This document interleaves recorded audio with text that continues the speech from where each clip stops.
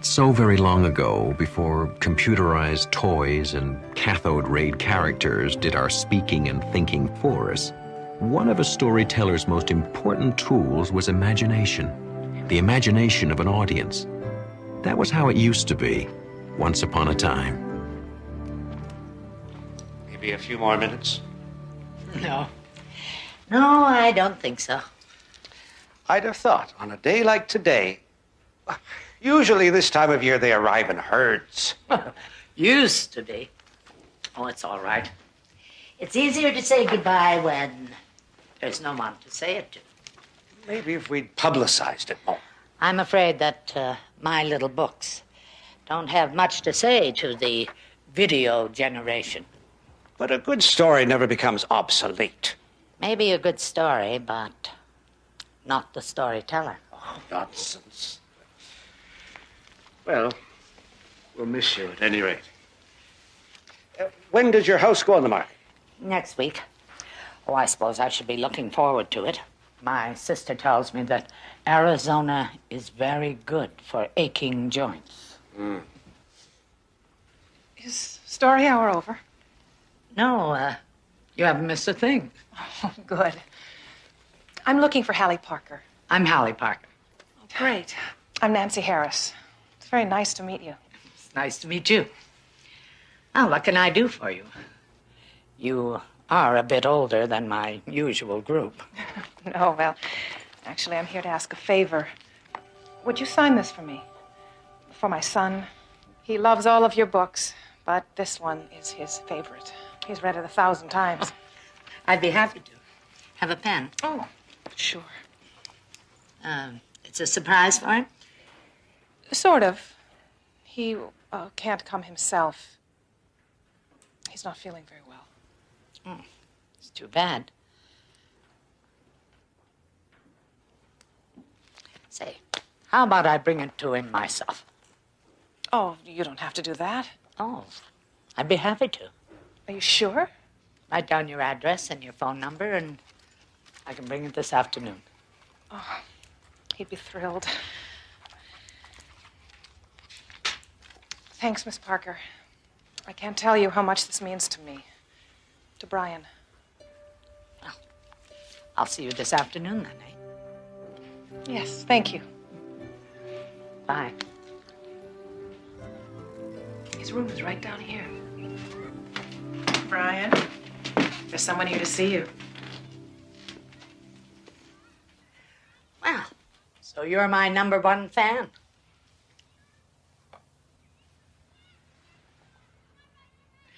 She's a writer. Do you know what she writes? Well, let me give you a hint. What's your favorite book? Creatures in the Closet?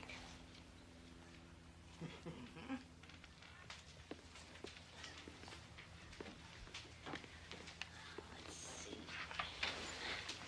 Can you read that? To Brian, who I'm sure always picks up his toys and always puts away his clothes, and who certainly never, ever, ever has creatures in his closet. With kindest wishes. What's that? That's me, Hallie Parker. What do you say, Brian? Gosh, thanks, Miss Parker. You're very welcome. Want me to read you a story? I can read. Of course you can. What would you like to read to me? You can if you want.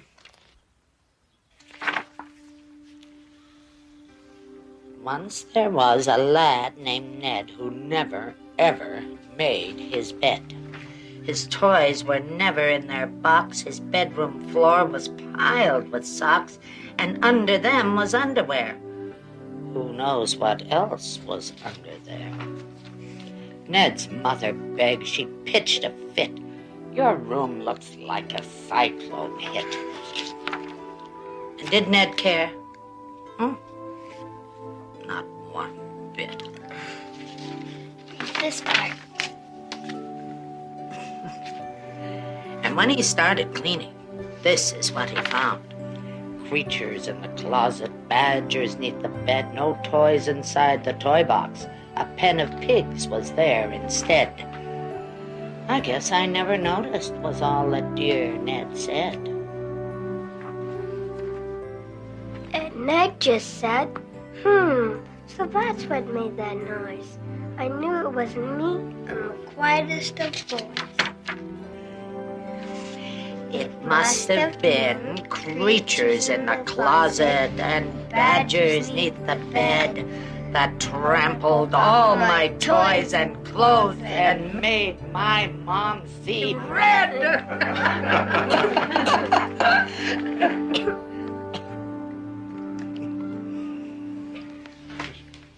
He has to go to sleep now. Oh, Mom. Oh, no, that's enough excitement for one day. Can you come back again? Well, I don't know, Brian. I'm going away. I'm moving to another place, and it's a little far away. Oh. But we'll see. Okay, bye, Miss Parker. Bye, Brian. Now, you get well real quick.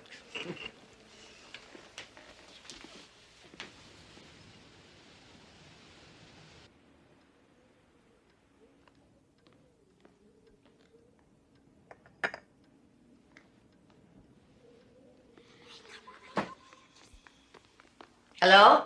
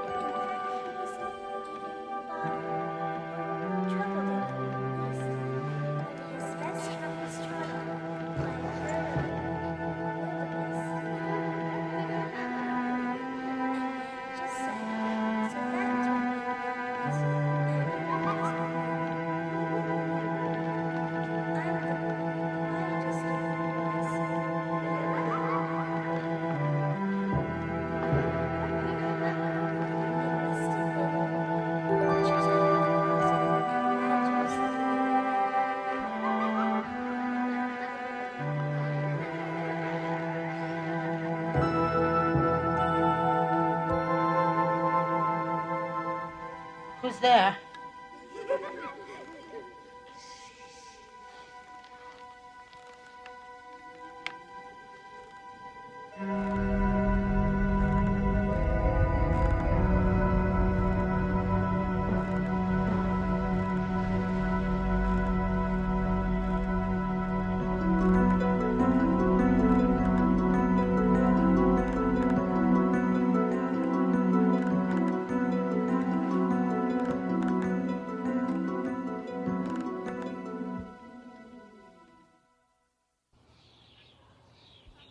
Broker's due here any minute.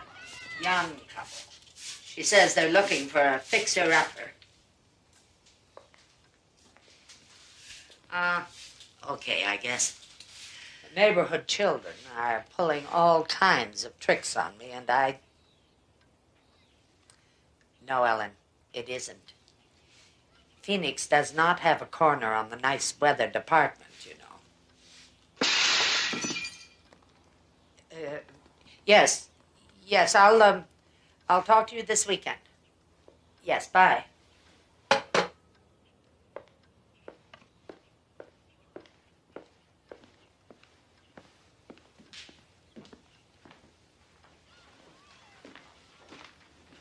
Oh, no.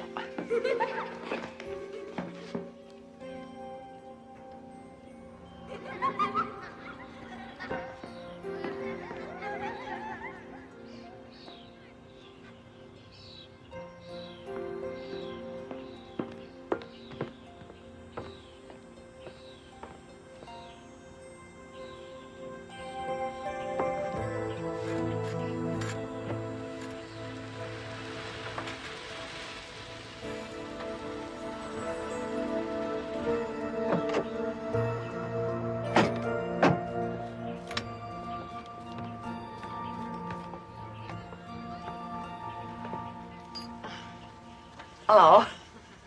Have an accident? No, just some neighborhood children, so. Does that happen a lot around here? It's normally a very quiet area, isn't it, Miss Parker? Oh, yes, very quiet, very nice.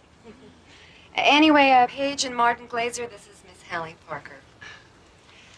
Well, I imagine that you've knocked some baseballs into living rooms in your day, eh, Mr. Glazer? I've never been one for sports. Anyway, shall we get started? Thank you.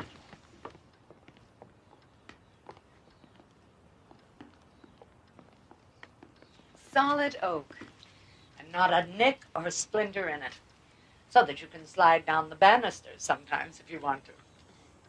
Gee, Miss Parker, I hope we're not keeping you from anything. No, not at all. Shall we move on?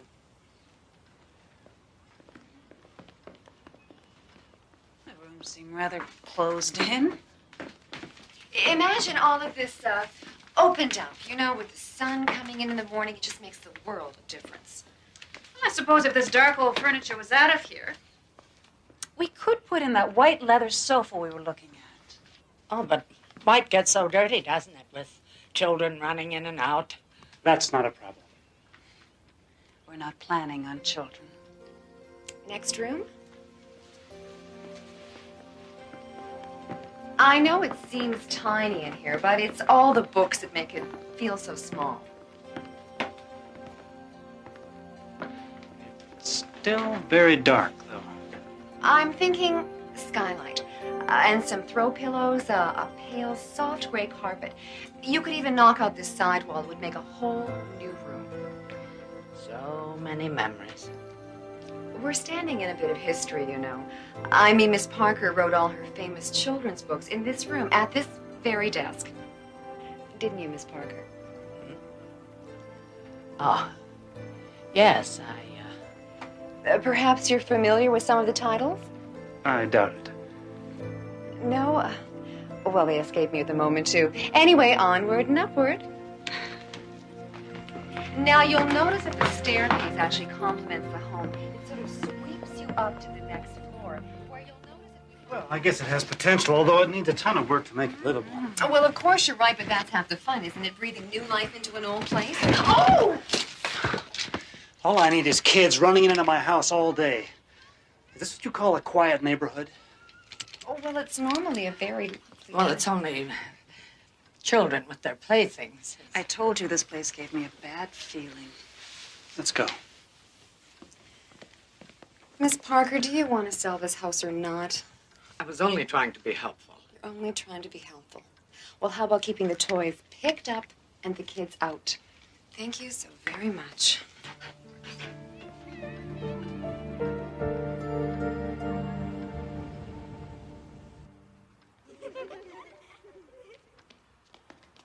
Who's there?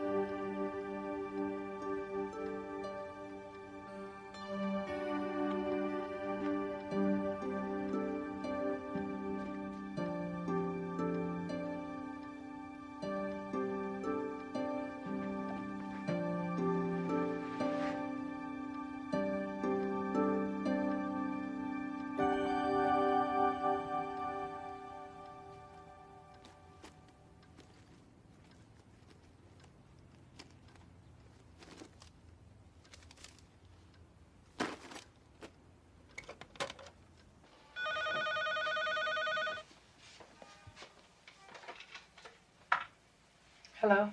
Mrs. Harris, this is Holly Parker. Holly Parker? You remember I came by to see Brian last week. Oh, yes, of course. Oh, I'm sorry to bother you so late, but I thought that you'd want me to call. I've had some trouble with pranks from the neighborhood children. Maybe some of them go to school with Brian. I don't know, but one of them has taken his book. What are you talking about? The book that I autographed for him. Miss Parker, Brian's dead. Dead.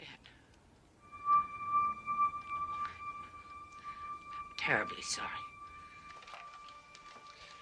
Miss Parker. Miss Parker, why are you calling? I have his book here. Sorry, it can't be. You must be mistaken. Miss Parker, the funeral was this morning, and we left the book with him. It was his favorite, and we figured he would like that. His book? Miss Parker, I'm sorry, this is not a good time to call.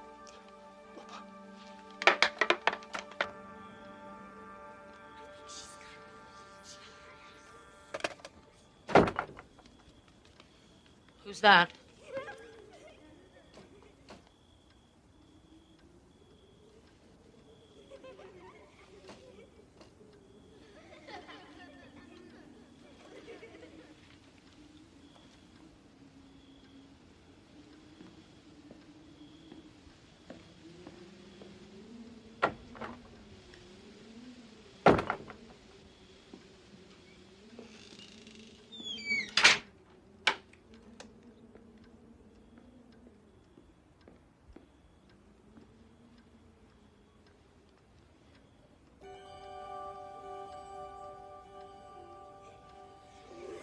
All right, children, where are you?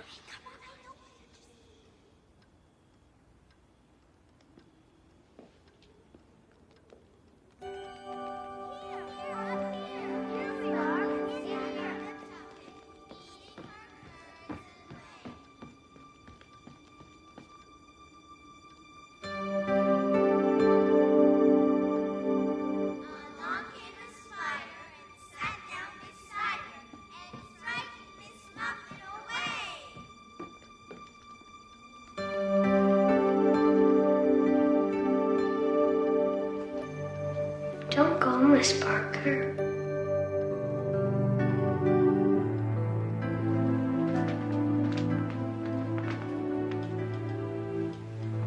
Brian? Read us a story. Us? Me and my friends. We want you to stay. Stay! I want you to stay. Read us a story. You won't leave us, will you?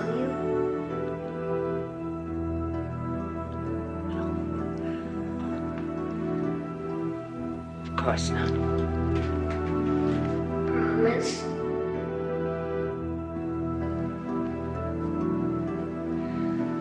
I promise.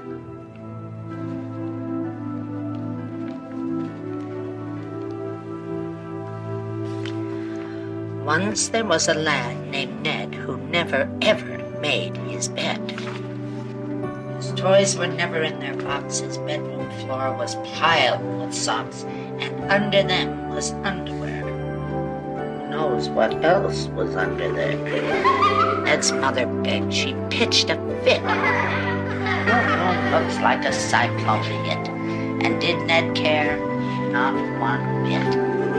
And when he started cleaning, this is what he found. Creatures in the closet, badgers in the bed, no toys inside the toy box. A pen. There was an old woman, a page in a book, mere phrases and words at which no one would look. But a tale worth telling has a life of its own, happily ever after, in the Twilight Zone.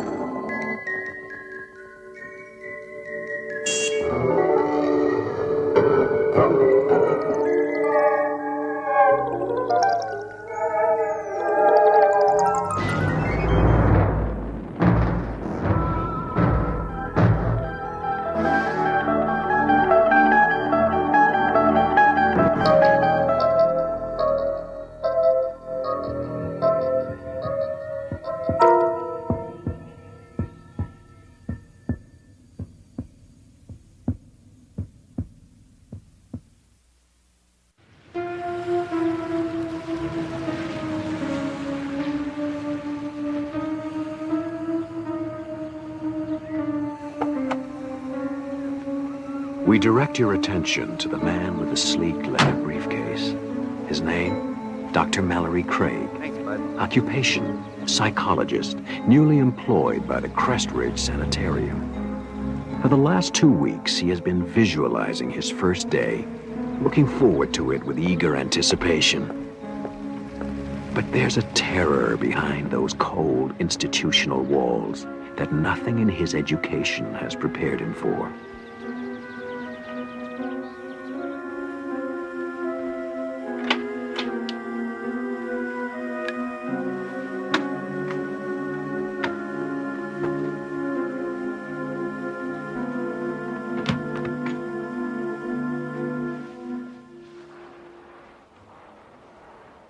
Dr. Craig?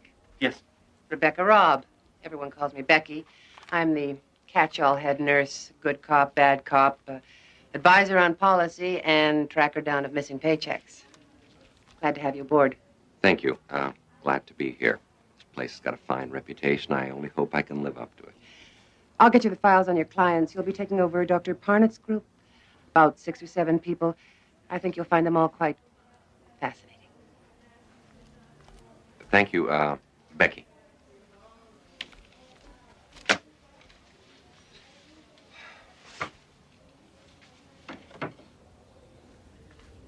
Becky, can I see you a second? Sure.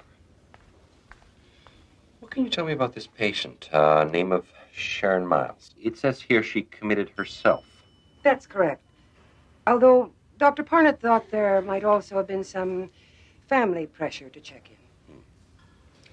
It also says she refused to leave the house, was constantly rearranging furniture in strange ways, and refused to sleep anywhere but in a plain white room. Still does. Since she's been here, she's repainted her room, I guess about half a dozen times by now. Anytime there's a spot or a crack. Dr. Parnett said to let her do it. It might be good therapy for her. She dresses only in solid colors and refuses to leave her room except for meals and counseling sessions. And then only with difficulty. I've never heard of anything like this before. What's her attitude? Frightened. Doctor, in my 10 years as a nurse, I've never seen anyone so completely, utterly terrified. Of what? I don't know. Even Dr. Parnett couldn't find out that one. Good night, Doctor.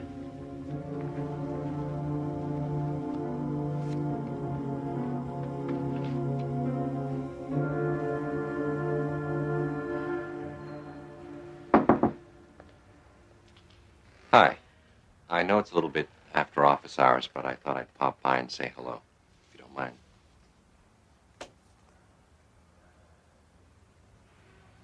Yours? Nice work. I'm afraid arts and crafts are pretty much beyond me. Tried to make a bookcase once, ended up as a napkin holder. Nice room. Spartan, but very nice. Thank you. I've been going over the caseload, and yours is very interesting. I noticed that you graduated to therapy on a voluntary basis. Dr. Parnett decided not to push matters. If there was something I wanted to talk about, I'd talk about it. But you haven't. You haven't been to therapy in nearly 2 months. You know, I'm sure if you were to try again, I could arrange for a field trip. No. I don't think that would be a good idea. Not yet. When I'm ready, maybe.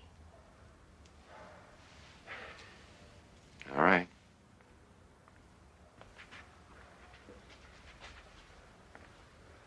But if you should ever feel like talking, I think you know where to find me. Good evening.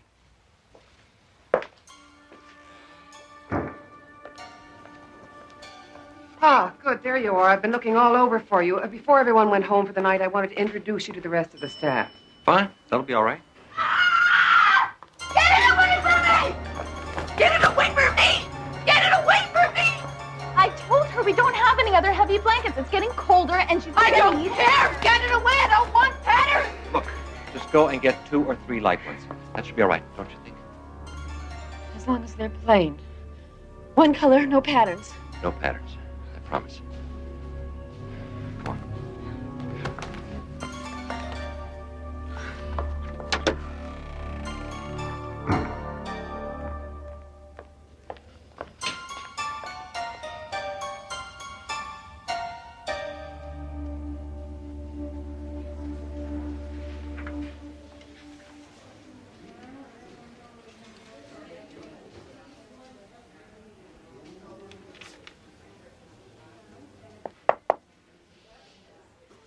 Guess I didn't make a very good impression last night.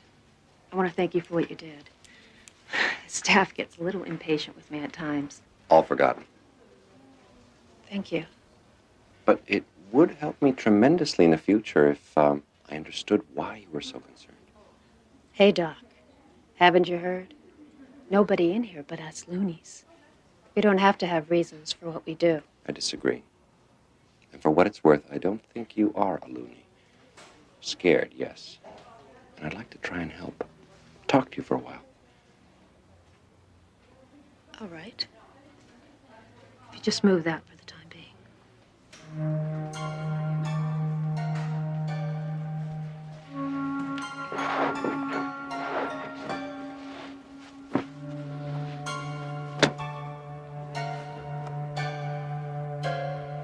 After I finished college, I met Jeff. And we got married about a year later. And we had a boy, Bobby. He's 7 years old now. And I don't hate my mother or my father, and I never wanted to sleep with my brother. And I wasn't frightened by a checkered sheet when I was a little girl. But you were frightened last night. I saw you. You were terrified by that blanket. No, not the blanket. The patterns. Why?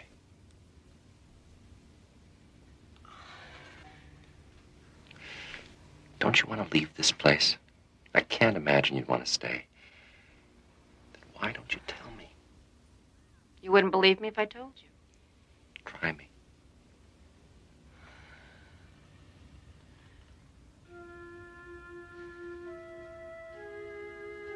You ever look closely at patterns, Doctor? I mean the kind of patterns you find in wallpaper. Cracks in the ceiling. Linoleum floors. I suppose so, yes. You ever see faces in those patterns? The way that the cracks and colors come together so that if you look at it, just so, you could swear you see a face.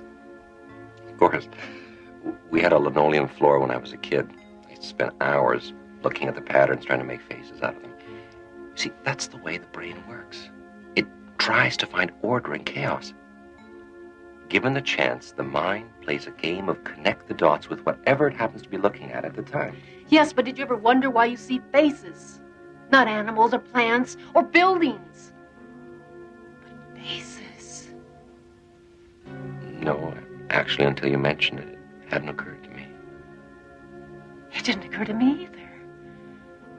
At least not at first. It was Sunday, and I was looking up at the wallpaper. It was covered in abstract patterns, you know the kind. And I was looking up at the wallpaper, looking into the patterns. I saw a face in it. A doctor. I swear it looked back at me. Right at me. I caught it off guard, I guess, because I got the most terrible, horrible feeling that it knew that I saw it. And I looked away. And it was gone.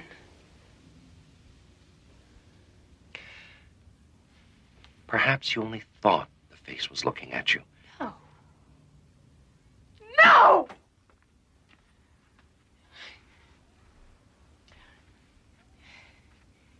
You know when you're crossing the street and you make eye contact with the driver the way everybody tells you to, and even though you can't see them clearly, you can feel when you've met their eyes.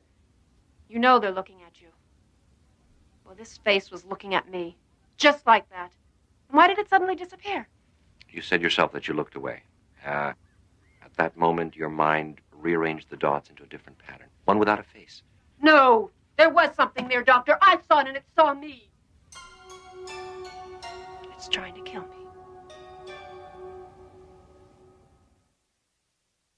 I saw a face in it.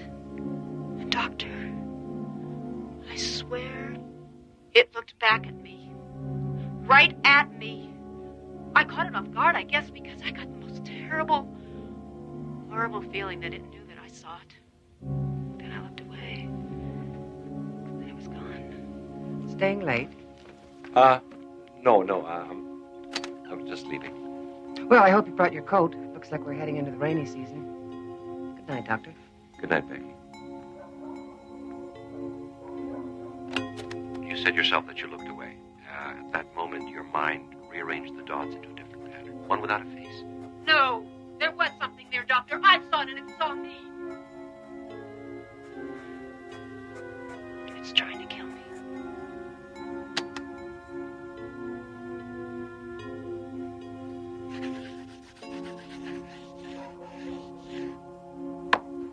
After I saw the first face, I started seeing more of them. They were watching me, peering out of the patterns of carpet, ceilings, wallpaper. I tried to paint over them, but they kept coming through. Faces in the pile of leaves next door. Faces in tree trunks. Brick walls.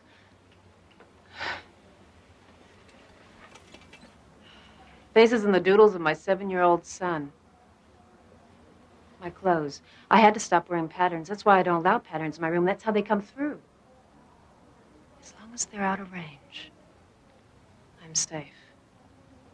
Sometimes I get the feeling that I hear them talking, whispering about me, trying to decide what they're going to do about me. You keep saying they.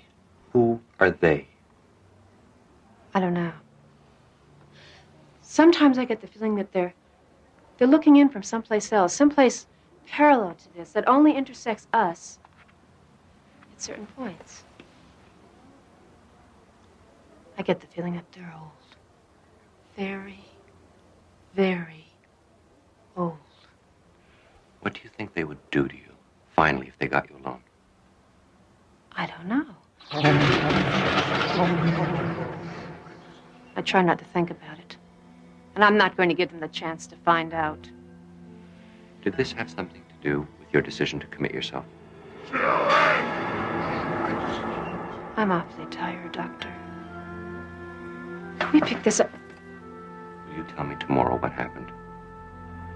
Sir, come back!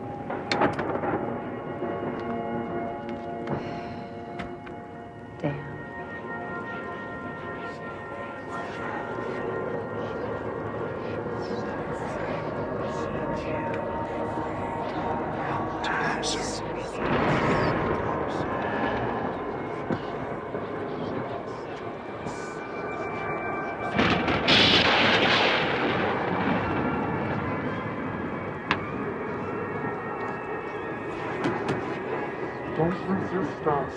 Come here.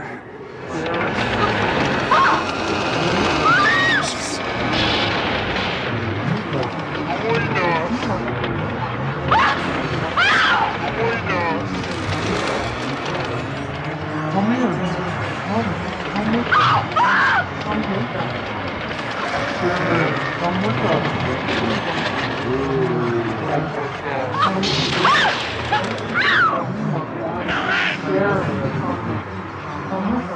Don't resist.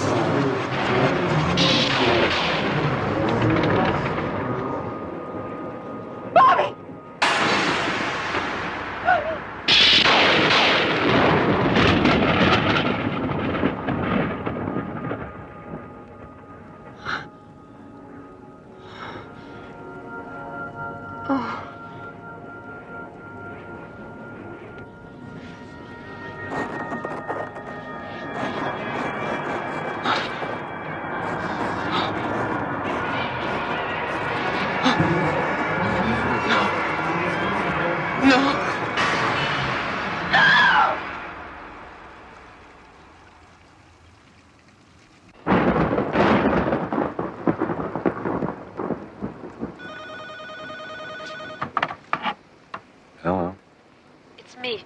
Sharon. I've changed my mind. I can't live like this anymore. Someone has to know in case something happens to me. Tomorrow I'll tell you everything. Glad to hear that, Sharon. And, Doctor, I lied to you. I think I know what they are and what they're trying to do to me. I can't trust them not to. Doctor, please, if anything happens to me, promise me you'll protect them. Jeff and my son, promise me? Well, I promise.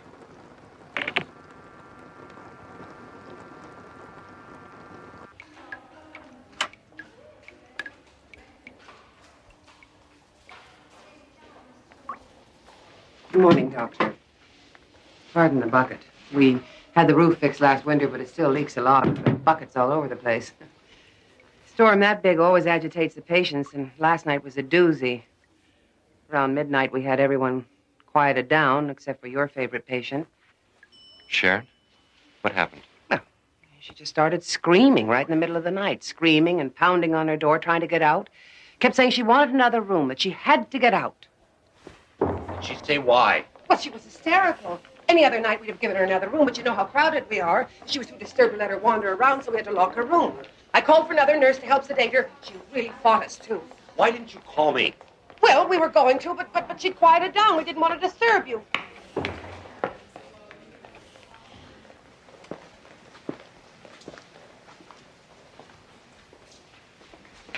Good morning, Doctor. You give our nurses quite a night. Well, I was being silly, and I realize that now. Storms frighten me. Actually, thanks to you, I realize I've been silly about a lot of things. Such as? Such as being here, committing myself, abandoning my son and husband just because of some perfectly irrational fears. It's wrong. And I can see that now. I guess all I really needed was someone to talk to. I fear you give me way too much credit. It's a very pretty outfit. Very intricate patterns, I thought. Just one more sign that all is well. I called the front office and had it brought to my room. With some luck, I signed the release forms and I'll be leaving here this afternoon. So soon? I thought we could at least finish our... We did. And again. Thank you.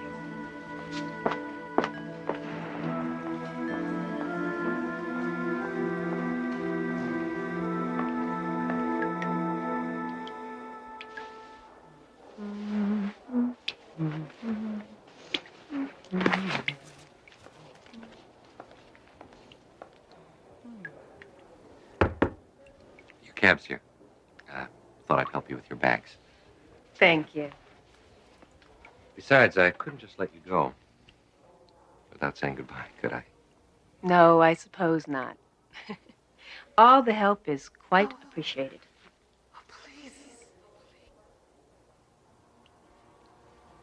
Did you hear something? No. Must have been the wind.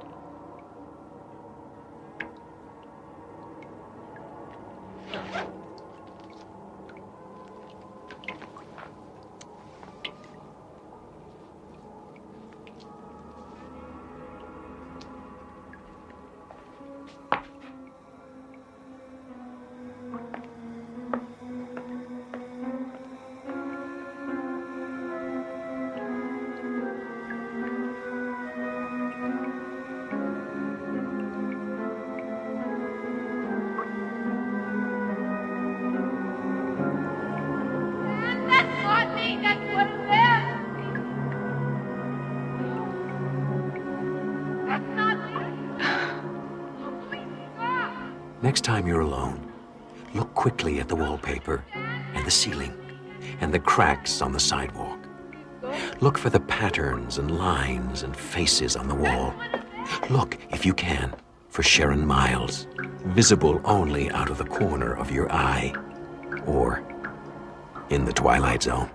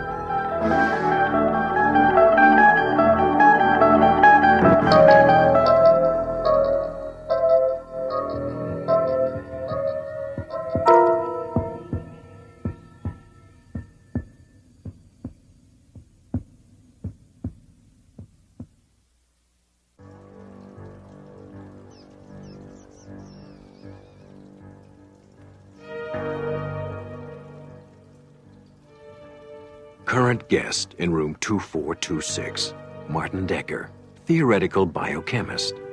Checked in for observation a week ago. It seems he was displaying antisocial behavior, wrong thinking, and other intellectual crimes against the state. Diagnosis: schizophrenia, curable only by intense therapy sessions, followed by a full confession and disclosure of the facts. Once cured, Martin will be released or buried.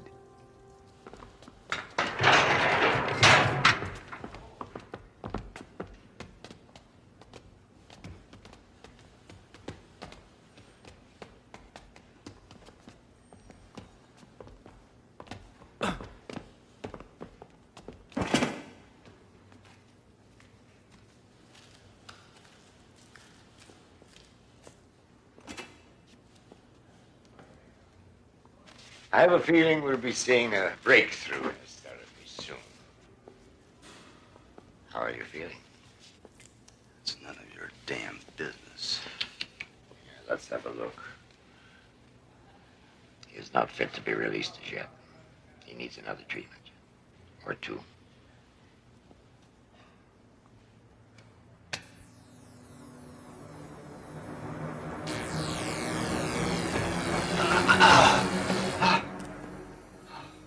You could make things very simple by telling us where to find the notebooks. Notebooks? What notebooks? Oh, dear. We're going to have to start all over again.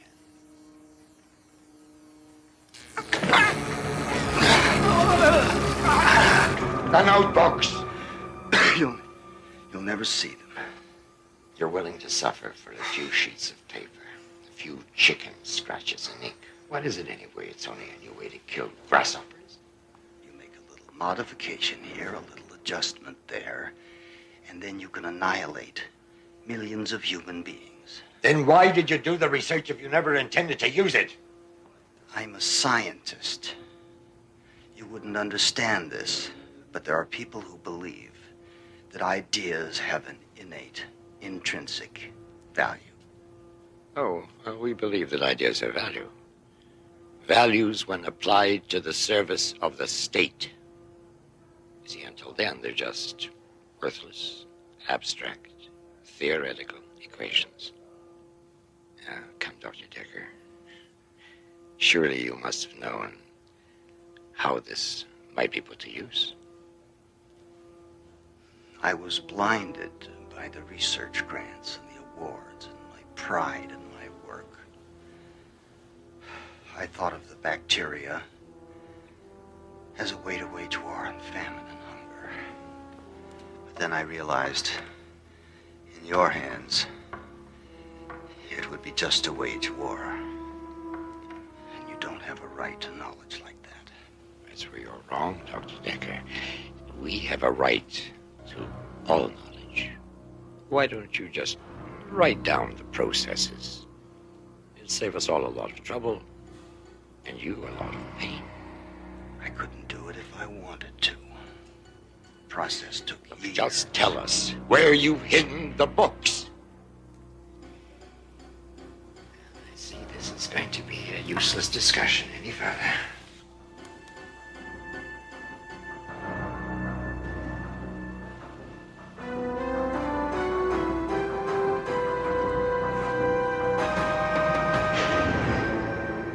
It's totally wrong. Oh, come on, Martin. You know, your pragmatism blinds you. There are many things which are important, yet cannot be measured in any scientific way. Amory, it was you that taught me to be pragmatic and to insist on empirical data. As a scientist, yes, but as a human being, it is also your job to dream, to believe, to be committed to great truths, besides the physical laws. What truths? That knowledge is power, that there is inherent value in a human life, and that great thoughts do not come from a mind in shackles. Oh, what about Gandhi? He did his best thinking in prison. Only his body was imprisoned. His mind was free.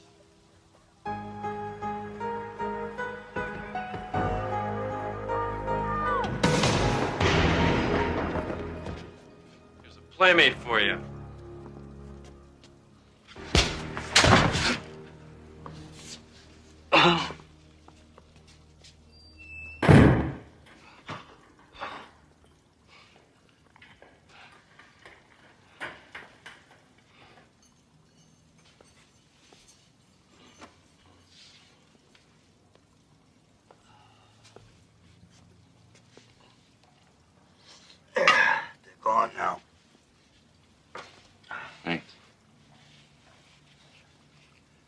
looks like you're going to live.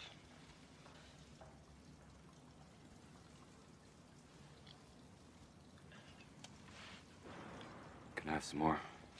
There isn't any more. Till morning. What? You gave me the last? Yeah, that's all I'm going to be able to give you. You're on your own now. I had no idea it's going to be this hard. It gets worse. So what'd you do to get thrown in here? Sleep with some bureaucrat's wife? Wish I would have thought of that. That would have been the easy way. But I like the image of the outsider fighting against impossible odds. Kind of like you. What do you know about me? A lot. In a sense, we're brothers. You're not my brother. You don't know anything about me.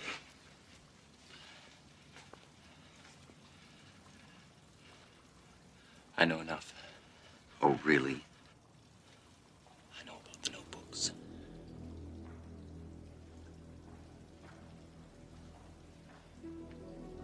Who sent you? Friends, your sacrifice has not gone unnoticed. You have allies who think as you do. I'm here to help you escape. Escape? Then you're a fool. The security at this so-called hospital is notorious. No one gets over the walls. Oh, yes, the walls, of course. There are other ways. I can help you escape safely. How do we do this? We fly. Your skepticism doesn't surprise me. And you will find it hard to believe that I've been trained to use my mind in a different way than you. I can go anywhere I want to. No walls can contain me. I think Dr. Ostroff has given you one too many treatments. Go ahead, laugh. But teletransportation is a reality. Teletransportation. Teletransportation is the fevered fantasy of a very disturbed individual with whom I happen to be locked up. You're a lunatic.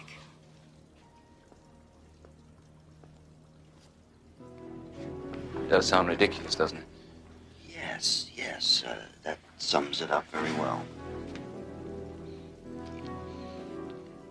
Is it so ridiculous to think that men can transport themselves with the powers of their minds when they already use a simple beam of light to carve holes in granite and knock satellites from the sky? Shining a beam of light from here to there is very different from teletransporting matter. Is it?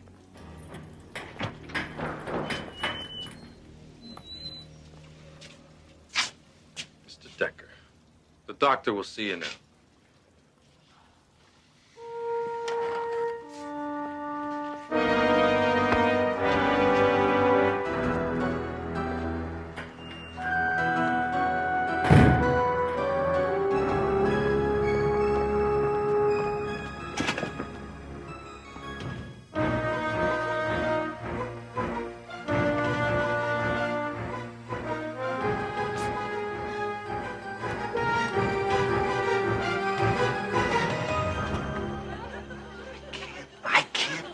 We're here. See how simple it is?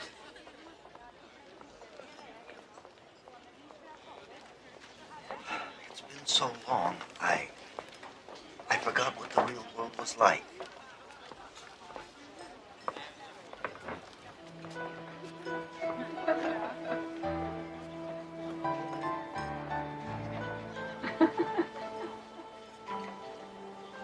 And all you had to do was believe. Really believe. Where are the notebooks? Are there copies? Where are the notebooks? Where did you hide them? Are there copies? Turn it up. Where are the notebooks? Are there copies? Tell me about the girl. She was very beautiful. She She sat right next to me. I could almost touch her. I don't want to think about it. It was a drug-induced dream. Another one of Dr. Ostrov's tricks. We can't let him beat us. Let's finish our chess game. Maybe that'll keep us focused.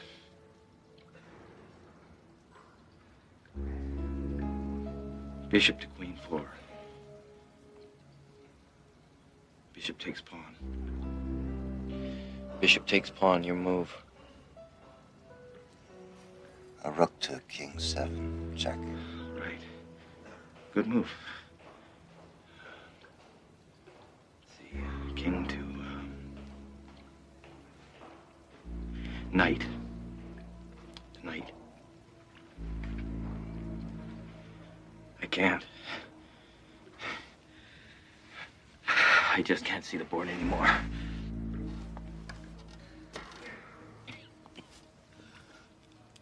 I want to help you, friend. But I'm not sure I can hold out much longer.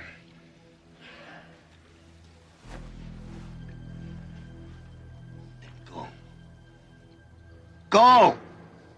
If you can go take a walk on the beach or spend the night in some woman's arms, go! Leave me alone! I can't. I have a mission. Unless I get you out of here, I failed. You are not the only one with convictions, you know.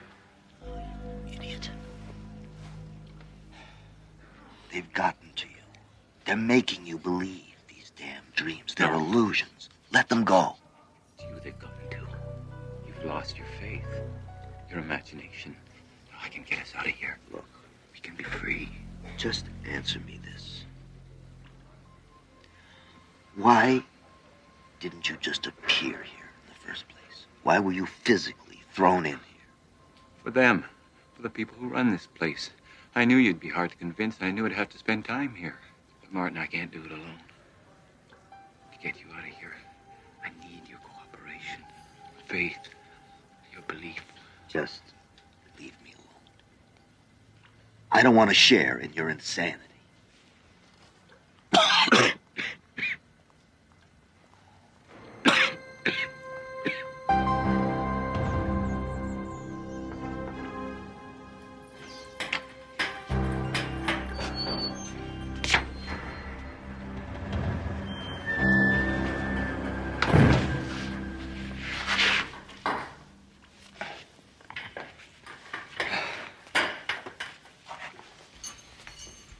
You don't need to suffer like this, my friend. Oh, stop. Just listen. All it takes is belief. All right. Let's just say for a moment that I believe. How do you do it? How do you transcend matter? Like all great truths, it's profound yet simple. You believe with all of your being that you're in another place than you are. Just like that? Only if you truly believe.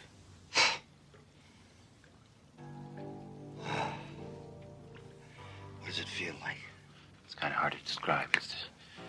It's kind of, well, the closest thing I can think of, it's like falling asleep, feeling weightless.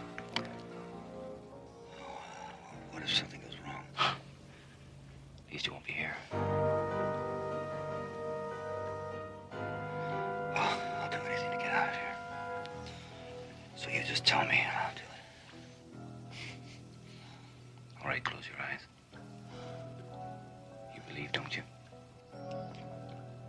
Yes, I believe it. Fine. How do I know where I'm going? I'll guide us in our journey. Just let yourself go. You'll be safe. Just let go. It's a safe place where no one can find us. A room above a boulevard. A safe place.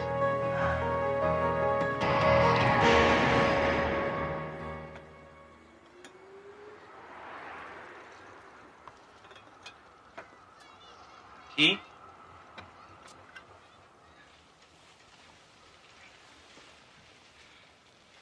What is this place? A safe house.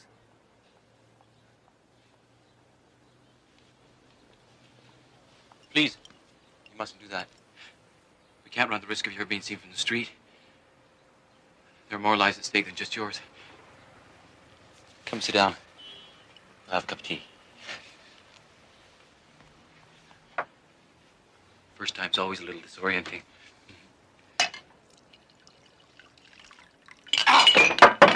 Why'd you do that?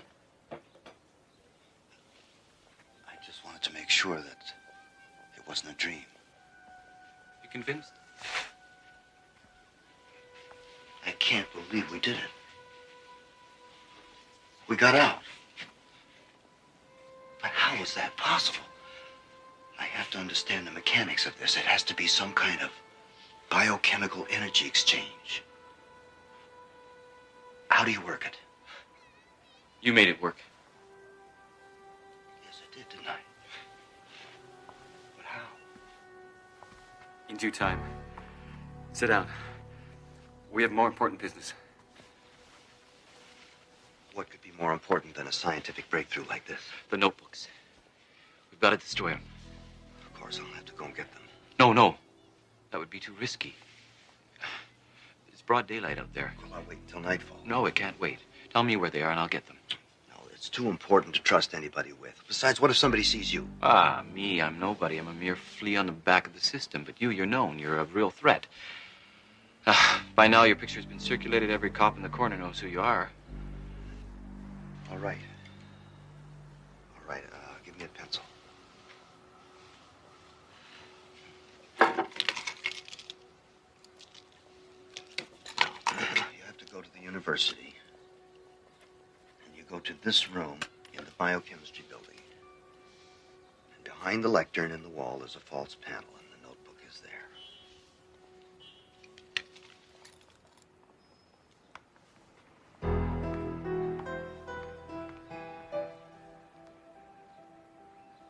I won't let you down.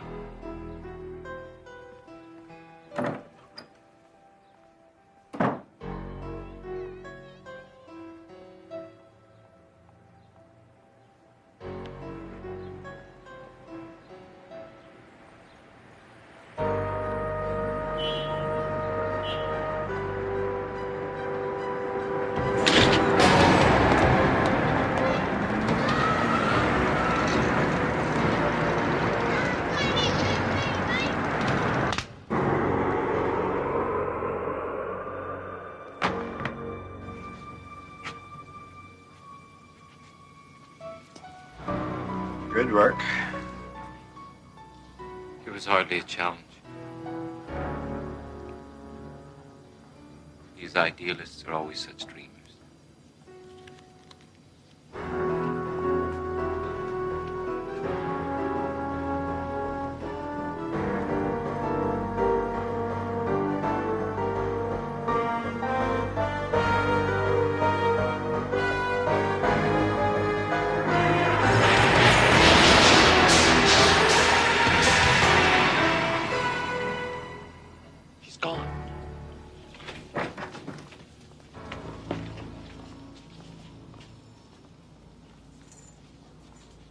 No sight of him. Close all the exits. You understand that if he's not found, you will be held fully responsible. But it was just a trick. He couldn't have actually done it.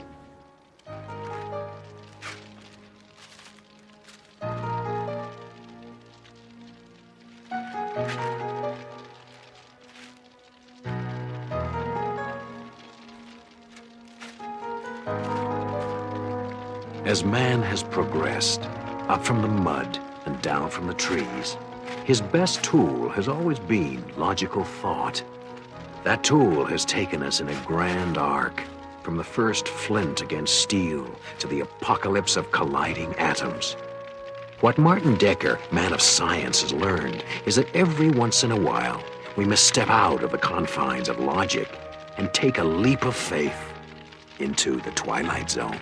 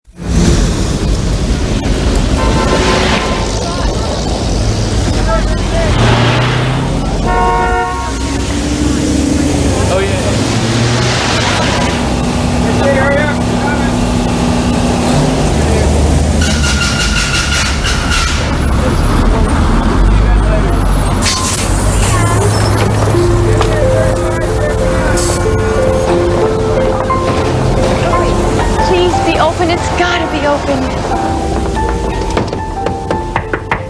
Shoot. Attention shoppers. Sadler's is now closed.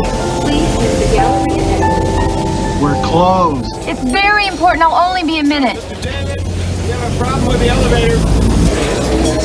Hey, no, wait! Attention shoppers. Galleria's closing, ma'am. I know, but there's something I need to get tonight. It's very important. Please?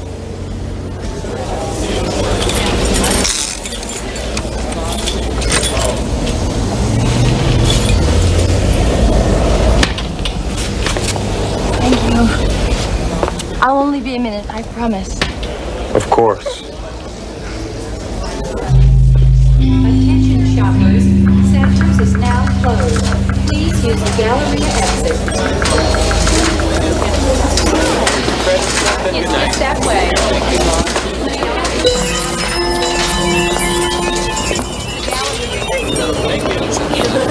Yes,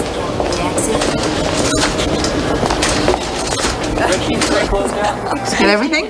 Not exactly. Sadler's is now closed. Please use the gallery exit. All clear here. Copy. The Galleria is now closing. Please use the street exit. The Galleria will reopen tomorrow at 9 a.m. Oh, God bless whoever.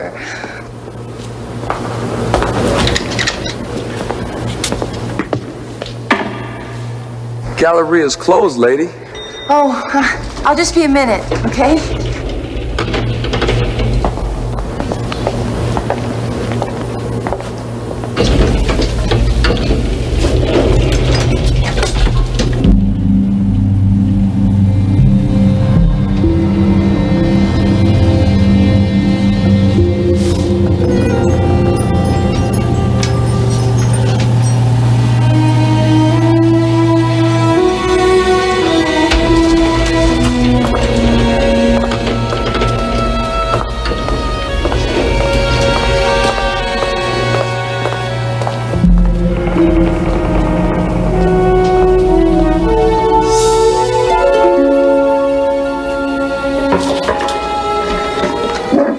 I think they're closed, ma'am.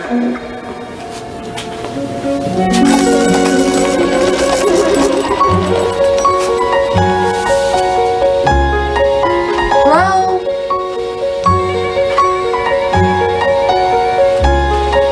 Hey, is your boss around?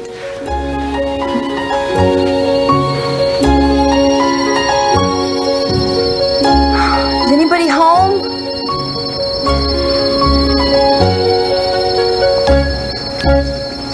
May I help you? Yes. Oh, I'm so glad you're still here. I thought for sure I'd blown it.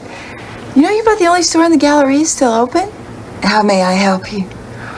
I'm looking for one of those cornfield kid dolls. I'm sure you know what I'm talking about. They're very popular. Go and tell me about it. That's all I hear out of my landlord's little girl. That's who I want one for.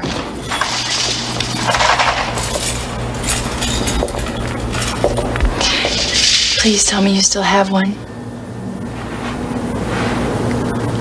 I do believe that we have a few left in the back for special customers. Well, I don't know what makes somebody a special customer, but I'd really appreciate it if I could. Wait right here. I'll get one for you.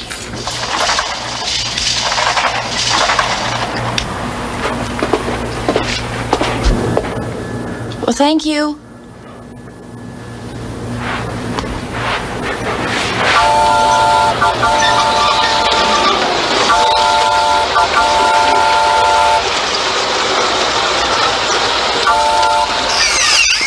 Hey, Marcia. You scared the life out of me. Please forgive him. I'm always reminding him not to disturb strangers. Do I know you? But the boy, he knew my name. You must be mistaken. No, just a second ago he said my name, Marcia. Not Marcia. He must have said ma'am. Apologize for disturbing the nice woman and we'll go. Take me with you when you go. Please. excuse us.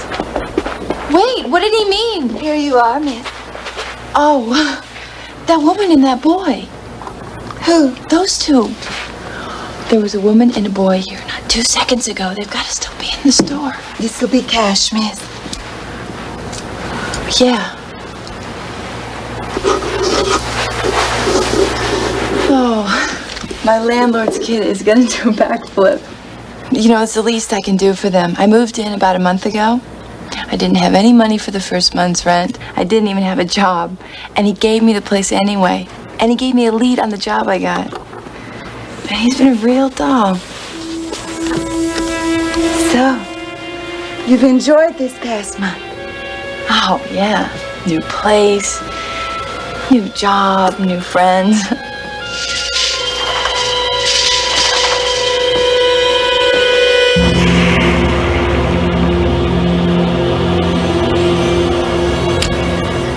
Would you mind hurrying? Of course. It was important to you that you pick up the doll tonight, wasn't it? Oh, very. Jennifer's birthday's on Saturday. But this is Wednesday. Why do you suppose it was so important that you come for the doll tonight? Well, I don't know. I was sitting at home reading, and then all of a sudden I felt like I had to come to the mall tonight. I had to get it tonight. But why? I don't know. I suppose your life this past month hasn't been at all like your life before, has it? What do you mean? What was your life like before this past month? For example, where are you from? What? Tell me. Are you from California? Or New York? Or Tennessee? Well, I'm from,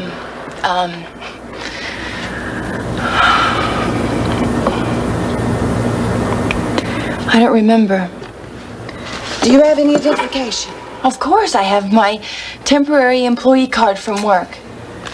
But no driver's license, no social security card?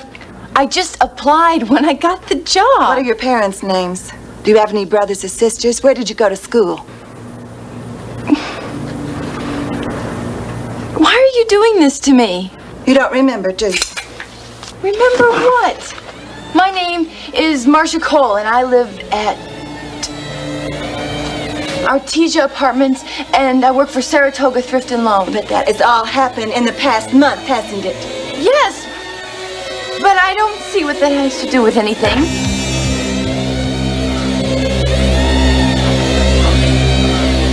Where were you before this past month, Marcia? Why are you doing this to me? Think, Marcia. Think.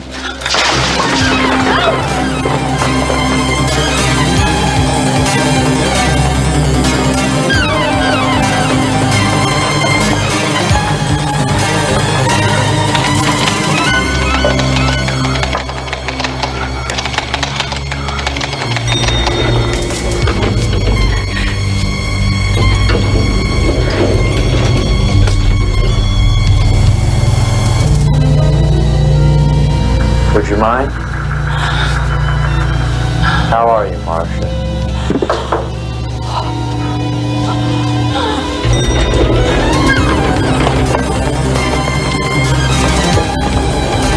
Don't run, Marcia!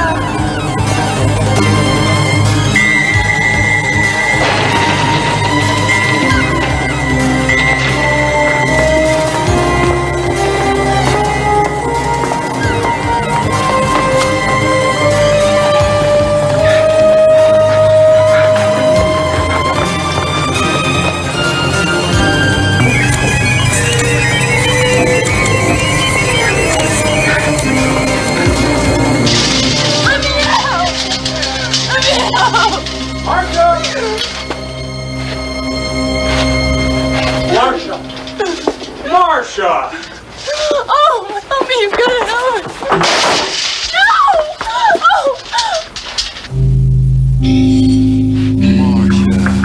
Marcia. Marcia. Marcia. Marcia. Marcia. Marcia. No! Marcia. No! Marcia. Hi, Marcia. No! Marcia. Marcia.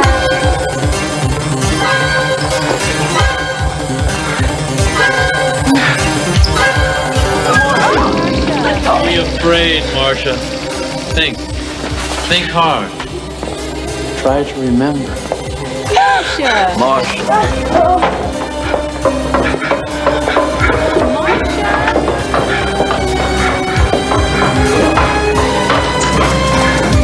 What do you want from me?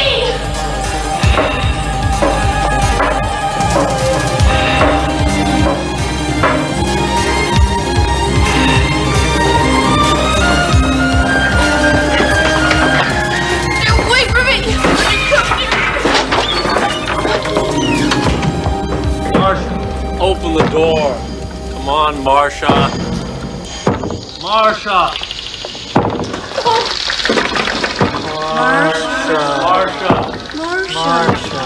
Open the door. Marcia. Marcia.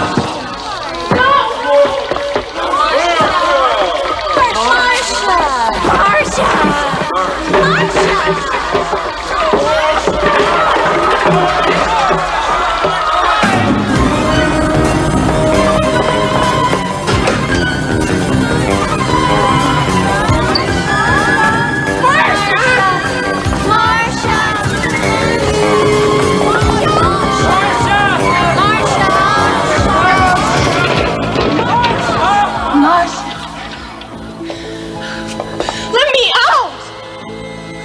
Please let me go home! Look, dear. No use running yourself ragged. Marcia, you look so tired. Marcia. Marcia. Please, Marcia. Let me out. Please let me out. Let me go home. Marcia. Please, Marcia, stop running.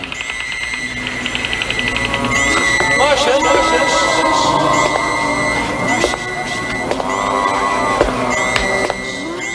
What do you want from me? We want you to think, to remember. I don't want to think. I want to go home.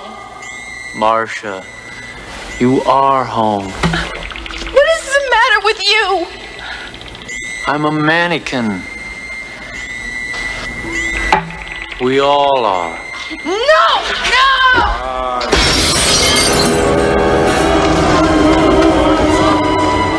Help! Security! Help anybody! Help! Don't be afraid. Marcia, we're all mannequins. And so are you.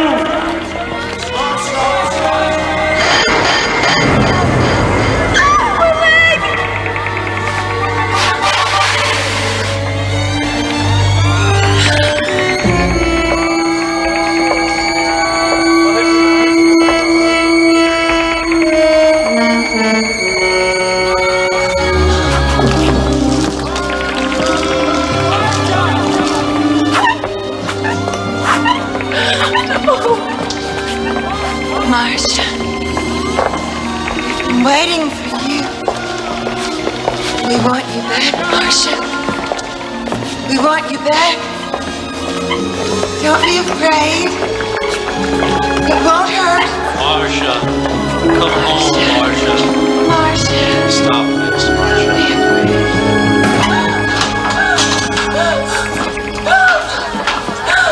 We missed you, Marcia.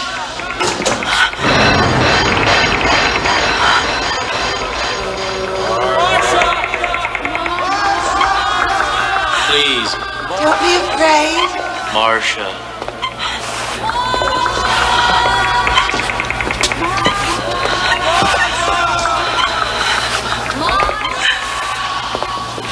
Marcia.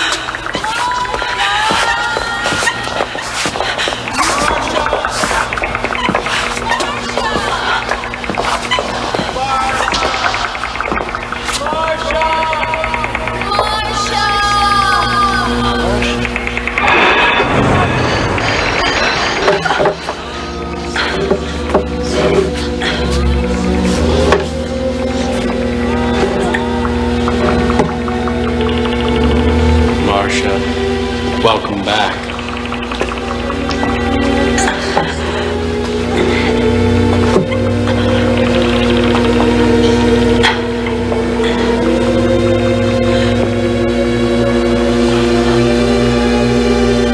Don't fight it, Marshall. You had your turn to go out and experience the real world for a month. Now it's someone else's turn. It's only fair. He's right.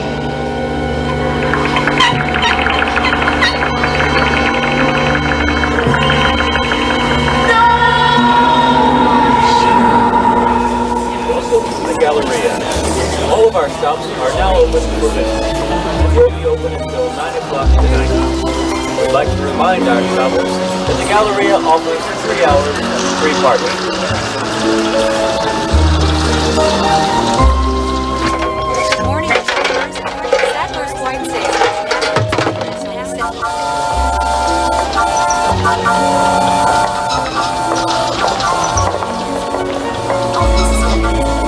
Imagine standing forever still, unable to act, to speak, to touch a reassuring hand. If you were released from such a fate, even for a while, wouldn't you hope to forget?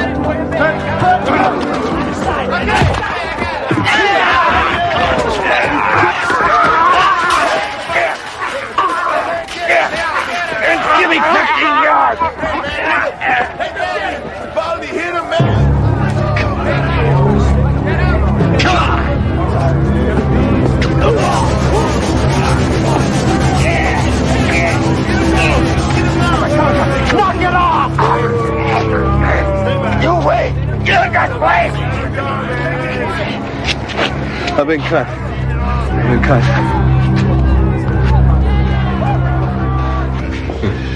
have to watch that for infection, of course, but there's no serious muscle damage. It's a good thing it was in my left hand. It's always been lazy. Kept me from becoming a Billy Joel. Rick, would you say you're adjusting to prison life? Look, you don't have to answer my question. No, it's all right. I'll answer your question. I'm adjusting fine, Doctor. I've got a swell room, a couple of great guys from roommates. We're redecorating. Getting a lot of exercise, too. Yeah, well, that's not what I meant. What do you mean? You're not fitting in. Now, you got the white game ticked off at you. And even though you play like Ray Charles, you hardly qualify for the black game. What am I supposed to do, stand around while some guys get knifed? Wouldn't make me any better than the rest of them, would it?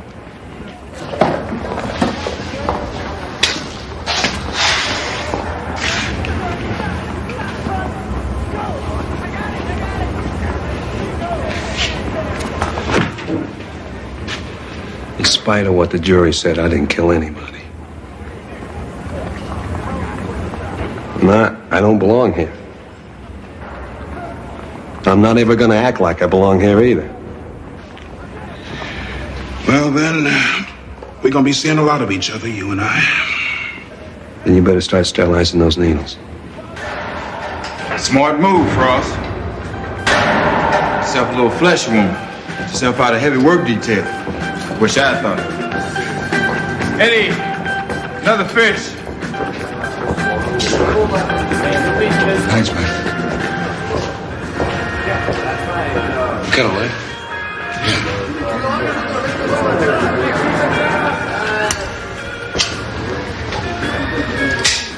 You're Frost, huh? Yeah. Piano player? Knocked off your girlfriend. She was my former girlfriend. I found her in a car that had been stolen from me, but I couldn't prove any of that.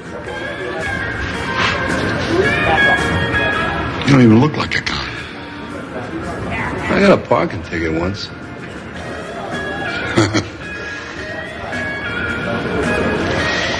Eddie O'Hara. How you doing? All right. Now, we got a job to do. We got to line up some chairs in the chapel. Yeah. For His Eminence the Bishop, he's going to say Mass next week. Yeah.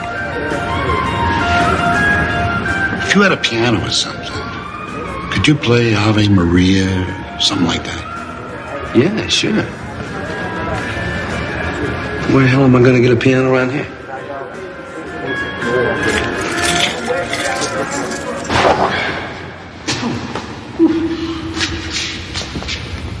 What's a piano doing up here? It's a gift from my old pal, Mickey Shaughnessy. Sent over right after he disappeared. Mickey Shaughnessy, wasn't he some kind of gangster? Around Dutch Schultz, Al Capone, those guys? Yeah, he was like those guys. But his territory was show business, vaudeville and bands and clubs. The Shamrock Club was his. He was a music lover, no. He may have sent this piano over so the guys could gather around it and sing. Huh. Didn't get much use, did it? Eddie. Yeah, I'll be right with you. Talk to Max. Maybe we get this thing moved to the chapel. Yeah, okay.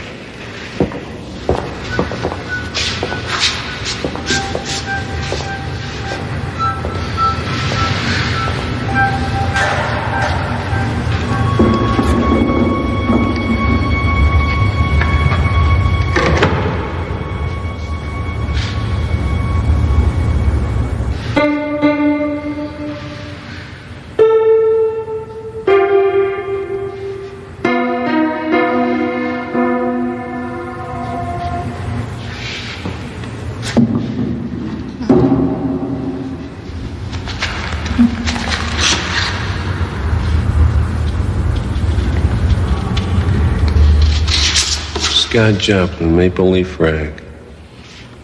Printed in 1899.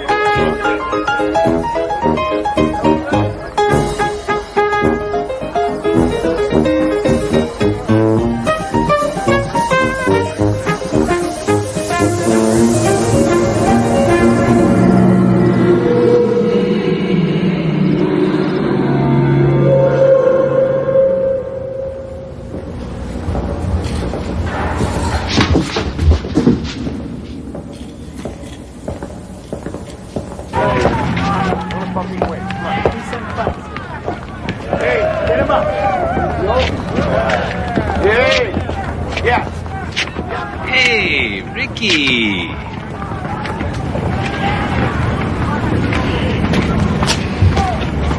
Why don't you come play some ball with us? Sorry, bad hand.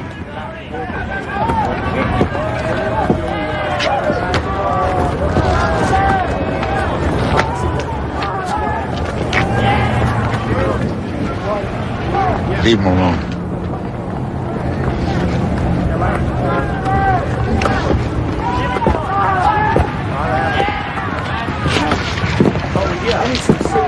Thanks, I guess I owe you one. Yeah, I guess so. Eddie, you've been in here a long time, right? Well, if you call 50 years a long time. How do you get him to leave you alone? I believe in the 11th commandment. Do unto others as you would have them do unto you. But do it unto them first. It's a hell of a way to live.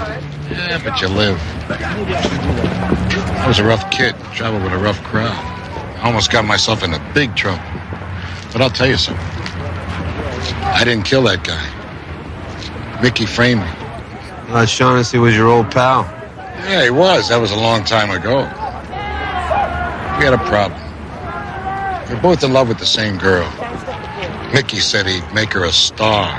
He even played piano for her when she sang in his clubs. So he decided to eliminate the competition, right? Listen, where'd you disappear to yesterday? Max and I were looking all over for you. I'll tell you, Eddie, as soon as I figure it out myself. You do that. Remember, you owe me. Yeah. I don't know.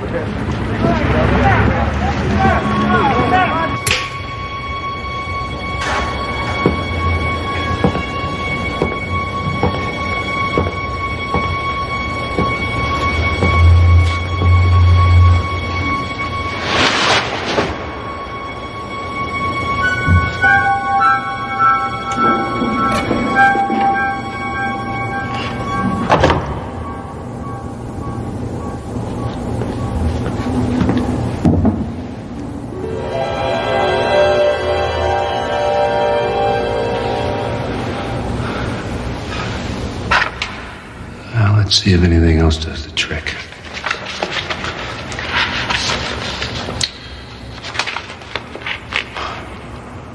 Over there, George M. Cohen. 1917.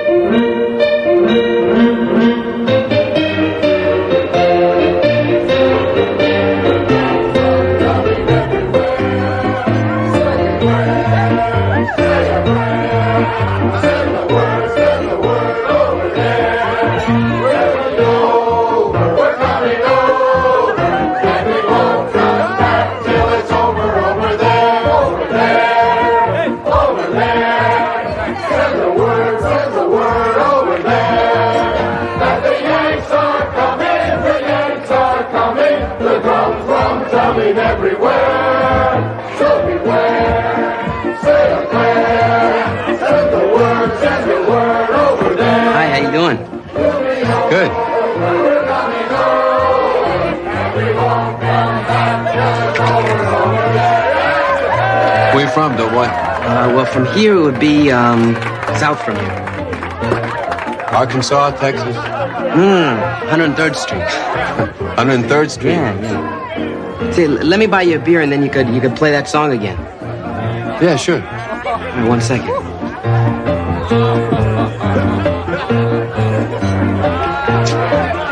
Thank you. Sure.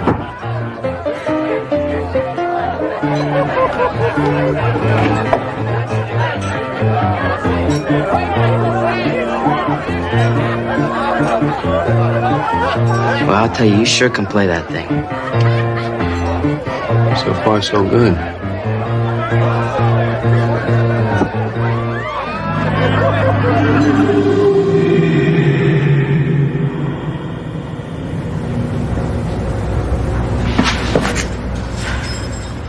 Damn it!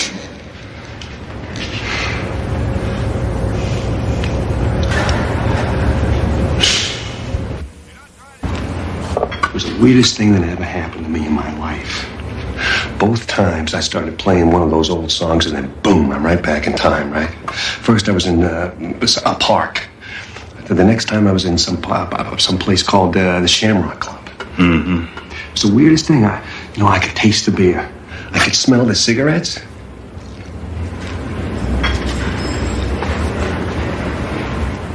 You think I'm nuts, don't you? Maybe. I keep thinking that if I could just pick the right music and the right year, I could stay there. Hey, man, don't go by me. If I was smart, would I be working here?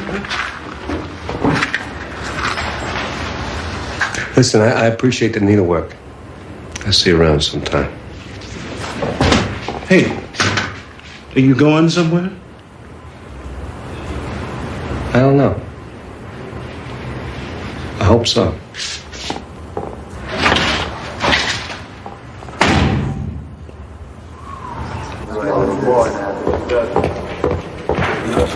Hey, Max, you seen Eddie? Hey, I got enough problems. Take care of everybody else. Just tell him I'm looking for him, all right? Okay, let's do it. Good idea. You never let me give you a real state panel welcome, Ricky. My only problem is deciding whether to kill you right now or just cripple you. You think you might be grateful to me if I let you live? Guards coming. Later, Ricky. Don't leave town.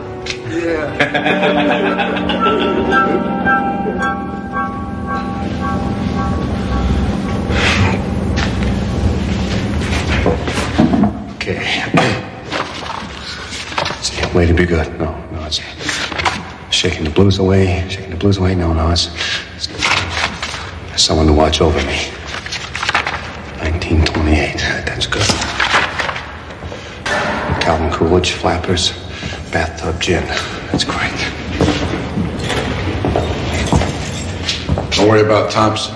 He's got the brain of a houseplant. How would you want? I got this crazy idea. I don't know if it's going to work or not. What would you give to see Mickey Shaughnessy face to face again? To see me? Yeah. I'd be willing to spend a year in hell. Why? Put your hands on the piano. Do what? Put your hands on the piano. Here. Look, here. The Shamrock Club? Yeah. It's Shaughnessy's place. Yeah. But these look new. I know they're new because I was there yesterday, the Shamrock Club in Chicago. Now look, if I got this thing figured out right, all I gotta do is play the right tune and you and I can be back in Chicago in 1928. 1928? Ed, put your hands on the piano, it won't work. Hey, look, kid, I don't know what the hell you're talking about. But when you've been in a slammer for 50 years, you don't believe in magic anymore. I have to do this, Eddie. So go ahead and do it. Be my guest.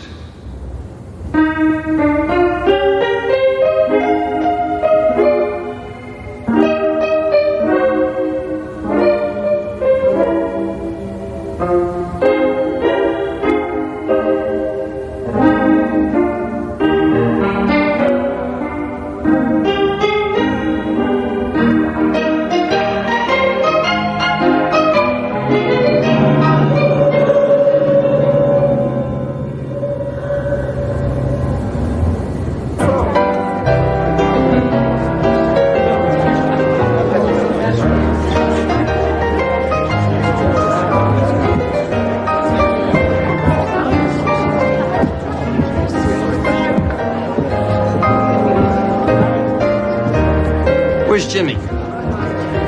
Jimmy who? The player from the Shamrock, the guy who was overpaying to be here tonight. I don't know. I think he took sick. The union sent me over. The union? Yeah. Shorty, make a note. I want to see Jimmy Melton over at the club tomorrow morning. Jimmy, Shamrock, tomorrow. Got it, Mr. Shaughnessy. Mickey Shaughnessy? Yeah, who are you expecting? Babe Ruth?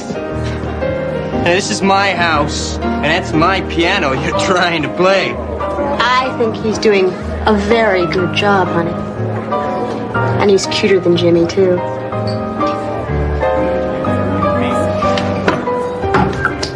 Damn it. Shorty! Mom wanted to want you to get me one of them classy new pianos. What do you call them? Grand piano. From the club. And I want you to just get rid of this old cat house number. Sure thing. What do you want me to do with it?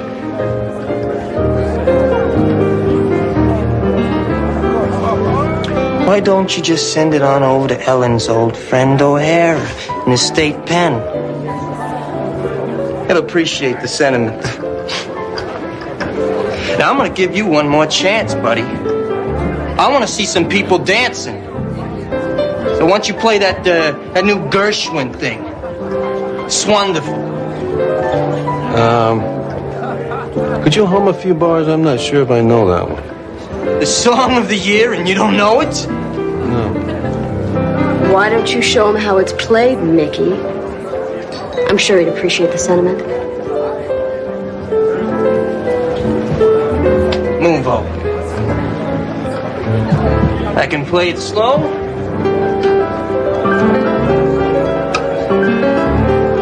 Or a little bit more up-tempo.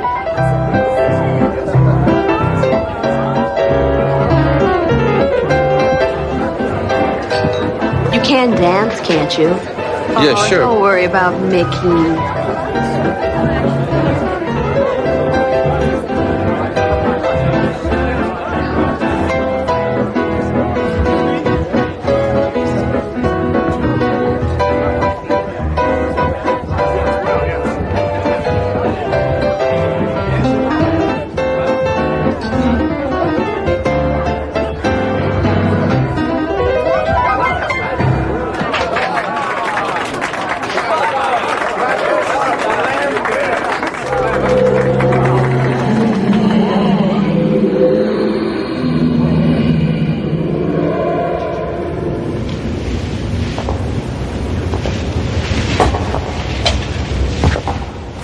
Hell am I?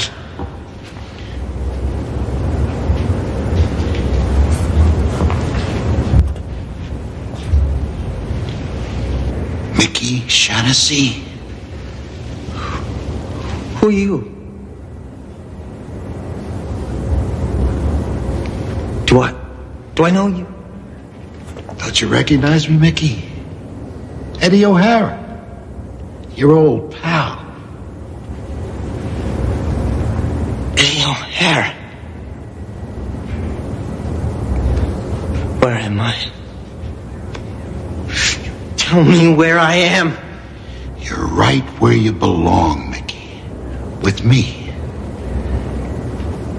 Now, I'd like to be the first to give you a state pen welcome.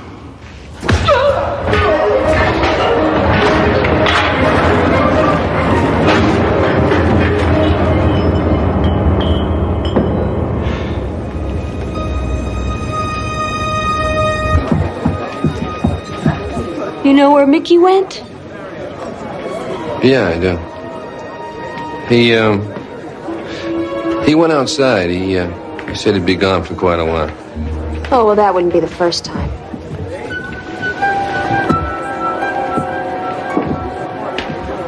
Are you all right? Yeah, I'm all right. As a He has staged a revolution in the art of isolation. Turn up the volume on your headphones and the world outside drops away.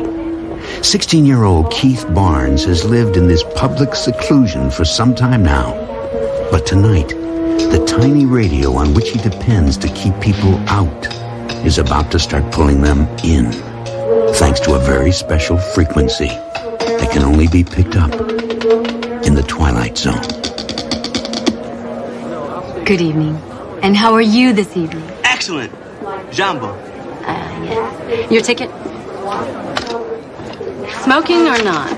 Smoking. It's bad for you, you know, especially someone your age. Hey, doctor's orders. I see. Well, 34B.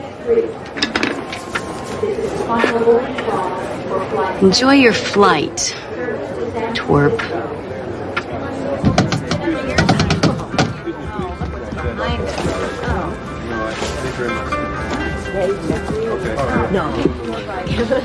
Excuse me. Excuse me. Jambo. Is that a radio? No, it means hello. What does? Jambo. In a kind of happy African kind of way. Oh. So is that a radio? A radio? A radio? What you see before you, Madame, Kawazu 940. It features crystal lock tuning, quartz scan capabilities, and 12 Mondo watts per channel of pure power. It's a radio. We don't allow radios to be played aboard the aircraft. So please, turn it off.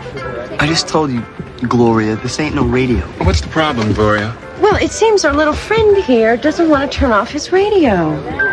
Turn it off, bud. And put your feet down. Excuse me. Oh. My seat. Oh, excuse me, sir. Yes, 34A, right there. Let me know if you have any problems, okay? Okay. Excuse me. Catch a couple plays. This is the smoker. Get something down there. Sorry. That's not the go. We'll take off the next. Only your hair's pretty close to me. Put on your seatbelt. Jambo, dude.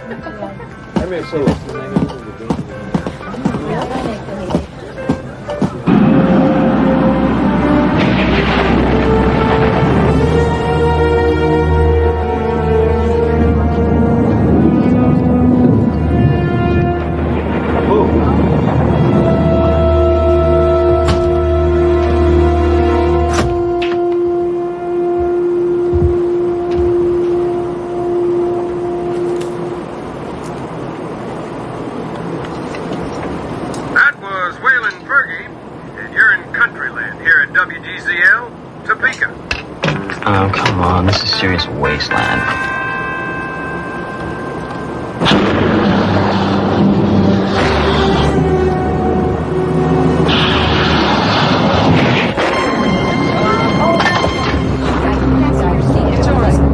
It's fine.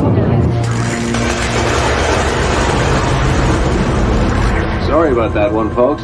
No damage done, though, and that should be our last. Great.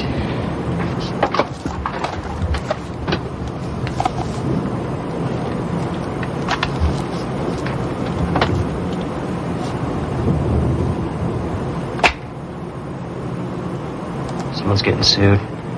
Would you please get out of there? Please. I don't know what you're doing, neighbor. Look, all right, I'm coming out, okay? I'm having a major crisis. Please, I don't feel well. Hurry. All right, can you please cool it? I heard you the first time. I didn't say anything to you. Whoa, psycho lady.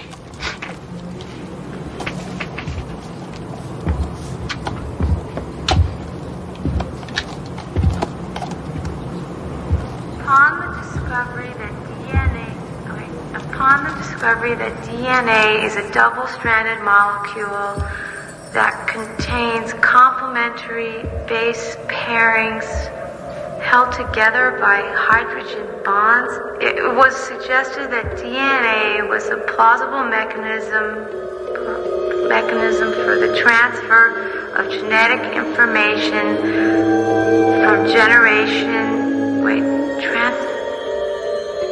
Kind of cute. Ratty shirt, though. Nice buns, I bet. I wonder what it's...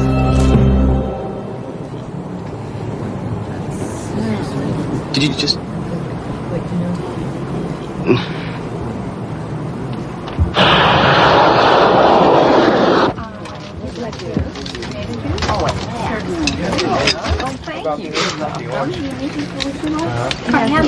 It's incredible. Would you like a complimentary soft drink? Yeah, apple juice is fine. We don't have apple juice. We have tomato juice. A cola. Good choice. Ladies and gentlemen, we are presently passing over America's gateway to the west, St. Louis, Missouri, and the banks of the mighty Mississippi River. We hope you're enjoying your flight. You can tell the... And what would you like? If you want to get back... soda?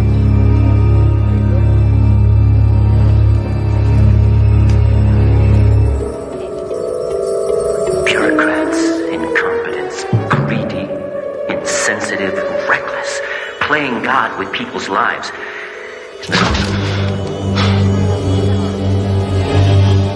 Listen to me. There's this guy on board, and he has some sort of a bomb. What? A bomb. I saw it. I was in the bathroom with him. Oh, you were in the bathroom with him? Yeah, and... Okay, that's it. Do you know that you could be arrested for making a joke about a thing like that? I'm not joking. I swear it, and we gotta stop him. I'm beginning to think that there is something seriously wrong with you. Now look, I don't have time to keep walking you around this plane, so get back to your seat and stay there. Please, would you tell the captain I'm serious? Now!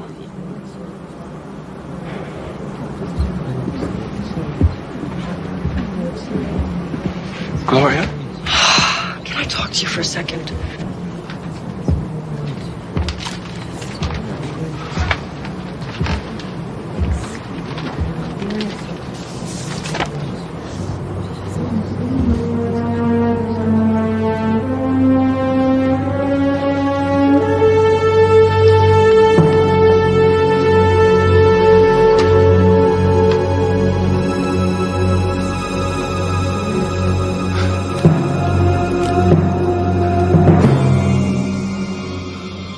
Emergency exits. Oh, I'll show them an emergency exit they'll never forget. Is something wrong? I said, is something wrong? This is really cool. What? It's like the first. Do you want to hear it?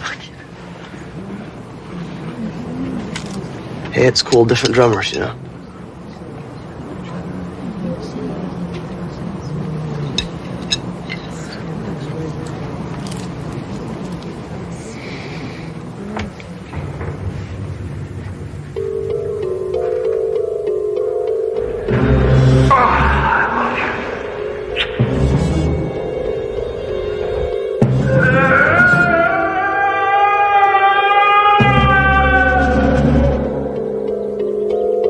Don't do it. Are you talking to me? Don't do it. You can't bring them back. You'll be killing all these people. I'm afraid you've made some mistake. No. I know who you are, Mr. Williams. I know what you're gonna do, and I know why. And I'm asking you not to, please. Who are you? How do you know all this? You a cop or something? Huh? And you know about this, too? And you also know that I'm capable of doing this right now. Do you? Yeah. I got no choice. I've got nothing left. I've got to do it. I mean, you know what happened. Do you? Yeah. And you understand, don't you? I've got nothing left. But the people who make these things, they have to be more careful. And they have to pay for what they've done. You see that, don't you? But it's not these people. It wasn't them. It's the only way they're going to learn. The only way. Now, you stay here.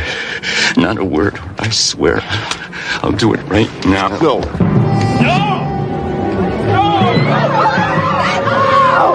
Stay back! Stay back! Don't come any closer to me! Don't. These are innocent people.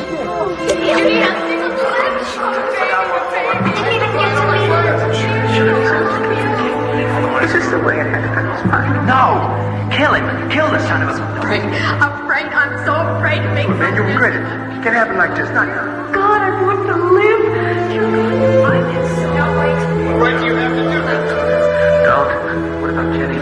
She needs a father. Why isn't Daddy coming home? Where is he? Mommy? Daddy? Why? No!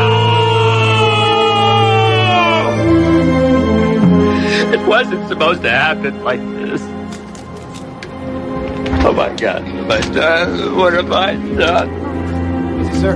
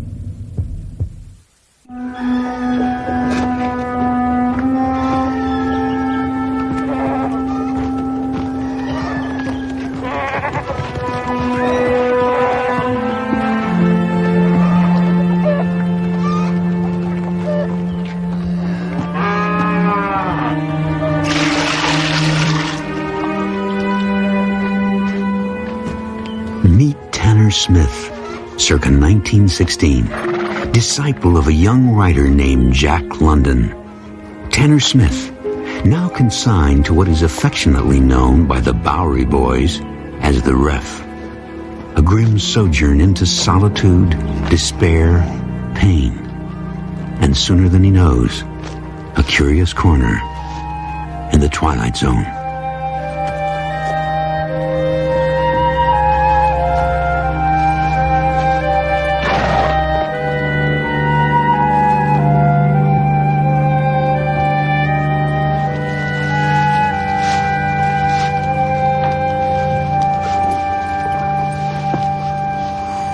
I've been watching you. I know. You gonna tell your father? Why would I do that? I wouldn't want to get you into trouble. It'd be worth it. You're so pretty. Does your hair always shine like that? Almost always. I saw you go into the library. I like to read. Well, so do I. Books about wolves. You better go. I wouldn't want you punished. But I want to see you again. Talk to you. I don't think that would be wise. I'm not wise. I'm just hungry for someone. I'm Tanner. Tanner Smith. I've got to go. Oh, wait. Well, can I see you again? Please? We'll have to be careful.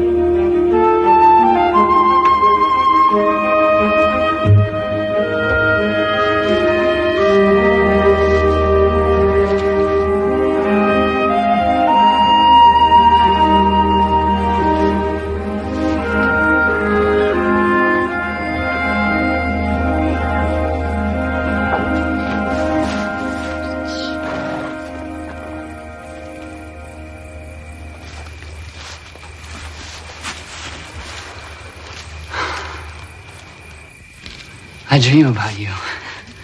So you say. No, it's true. Pretty dreams. The trees are as high as the sky. Do you ever dream about me? Sometimes. What is it? The dreams frighten me. They're dark sometimes. Winds are blowing and I hear strange sounds. I wake up fearing I'll be calling your name and my father will hear.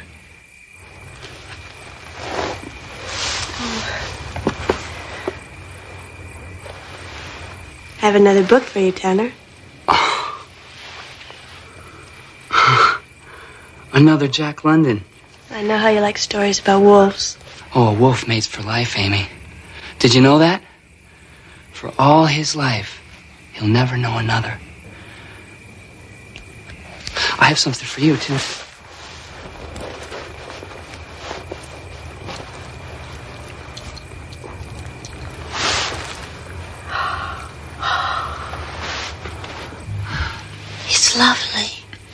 It was my mother's.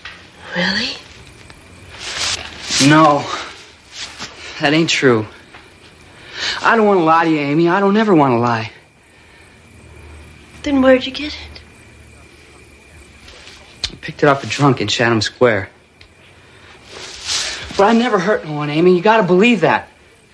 I'm sure I had a real gift for picking pockets, but it was just a way of surviving. I had to do it. It's just a way on the streets. You understand? I don't care about all that. I know what you really are.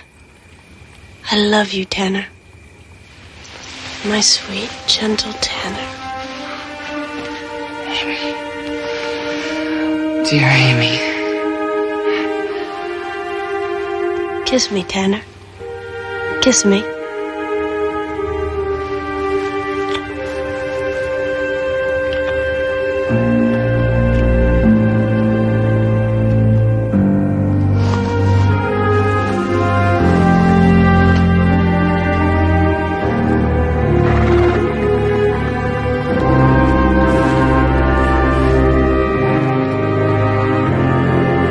Thus saith the Lord, I will deal with thee even as thou hast done.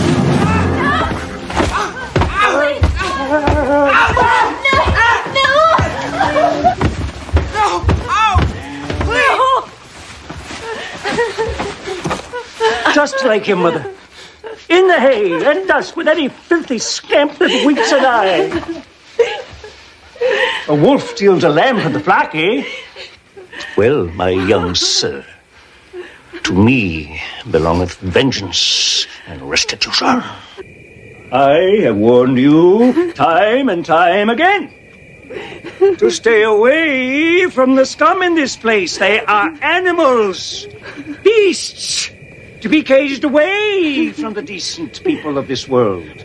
I have taught you the scriptures, girl. I have prayed that you'd live by them. And I will not have my flesh betray their righteousness. I hate you. And if you should choose to disobey me again and crawl to him in the night, I'll know it. And I will see to it that he's found dead in some dark hallway. No!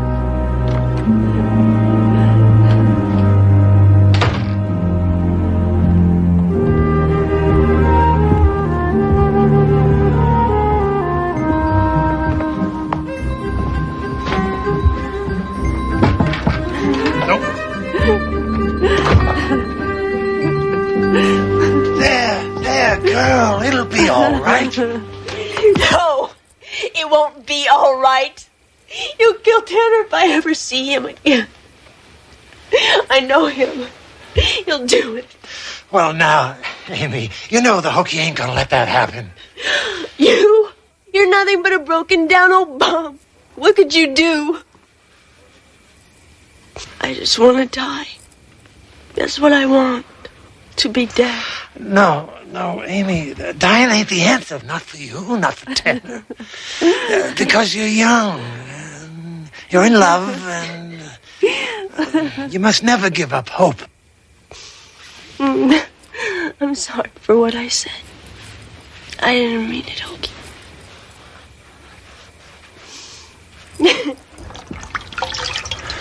Oh.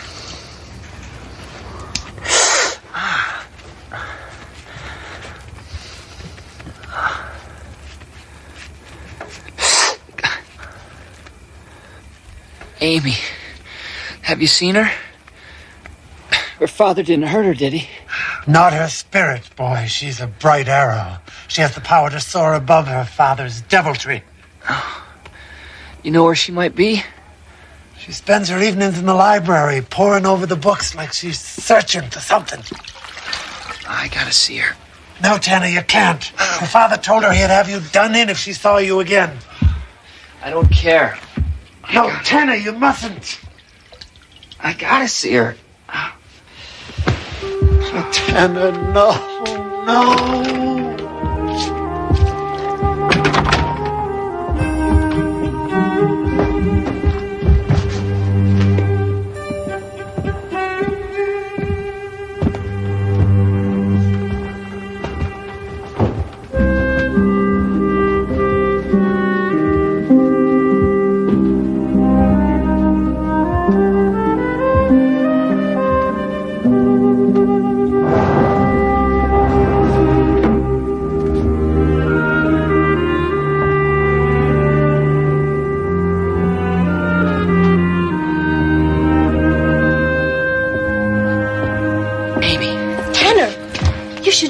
here. My father. I know, the hokey told me. But I had to see you. I had to. I've missed you so much. Amy, we gotta find a way out of here. I've thought of everything. There just isn't any way. Except... Except what? Come with me. It's probably the oldest book in the world. But what is it? What's it got to do with us getting out of here? Just listen to me, Tanner. I'm listening, but I don't get it. But I just don't understand, Amy. You believe in the human soul, don't you? Well, I guess I do. Tanner, this book is all about releasing the soul to renew its existence into another time and place. Look, you see these lines? Yes, I see them, but what does it have to do with us? I don't know if it's really true.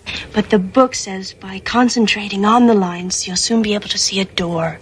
And if you persevere, you'll be able to open that door and pass right through it. Pass right through it? But to where, Amy? Where? A better world, Tanner. A free world.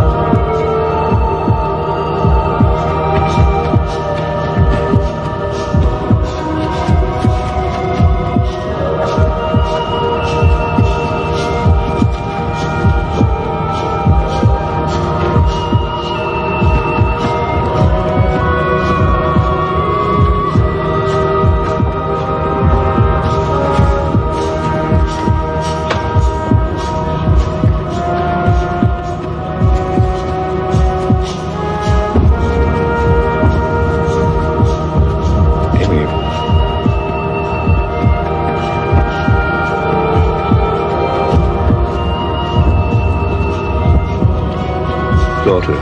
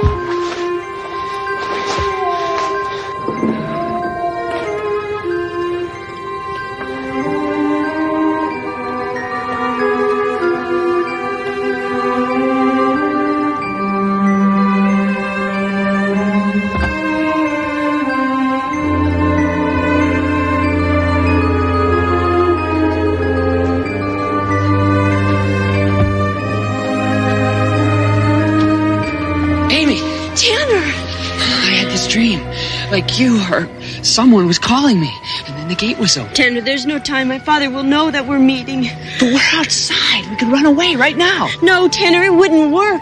He'd find us no matter where we went. I can hardly breathe without you. How can I live without you? Tanner, Listen to me.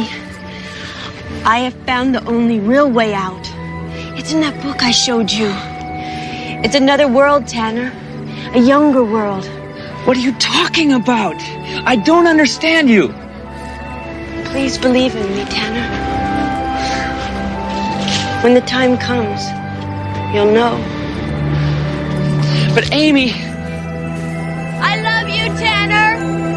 I'll always love you. Now get this piece of paper to him. Make him believe. Promise me. I promise, Amy, I promise, but I don't think he'll believe me. If you're convinced, he'll believe you. Amy, are you sure of what you're doing? For the first time, I do feel hope. And remember, Hokey, I may seem dead, but I won't be. My mind and spirit will just separate from my body. But Amy, if you seem dead, your father will think you are, and he'll try to bury you. I don't know what will happen, but I'll be free.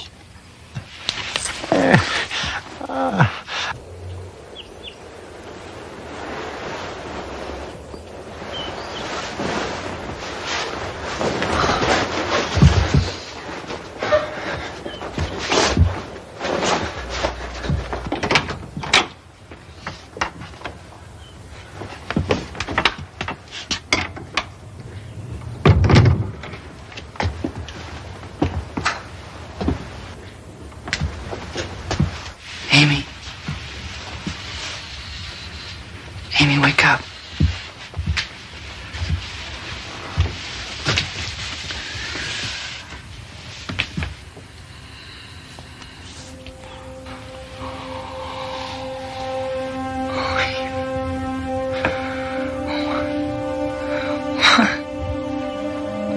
No! Why would you leave me? Why?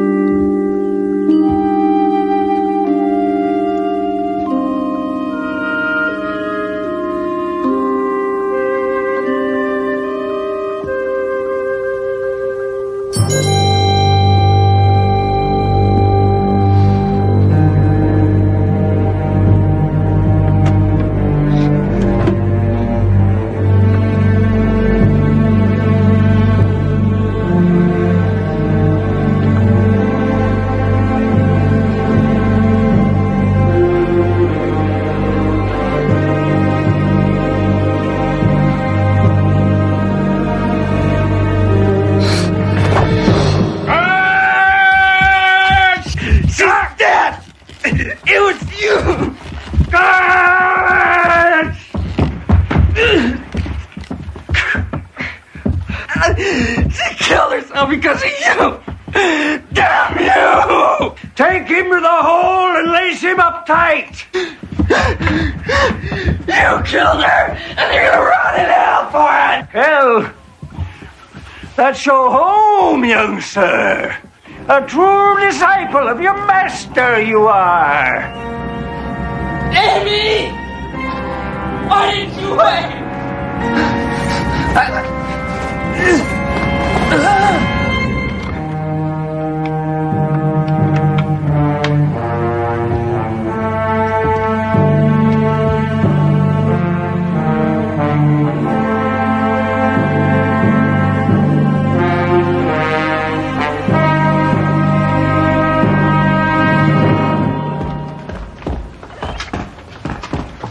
Tanner! Hokey? She's dead. No, Tanner, I swear I saw her. She left her body, moving into the other world. But how can that be? She told me how she did it, and how you can do it too. Thou shalt vow a vow unto the Lord thy God, Thou shalt not slack to pay it. For the Lord thy God shall surely require it of thee. Thou art my battle axe and my weapon of war. And the enemy is the son of the morning, the disciple of Lucifer. Well, if this is our last chance, please, believe me and do as I say.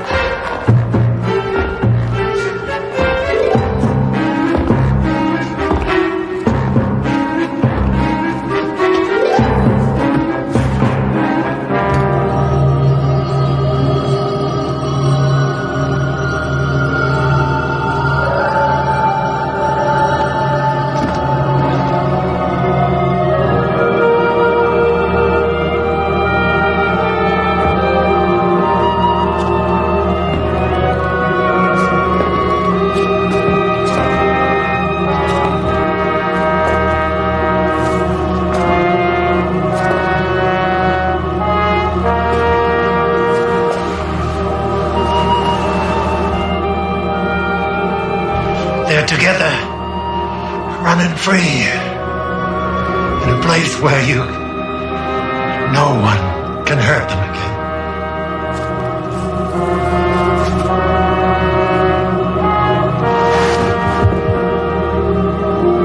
A song of the younger world.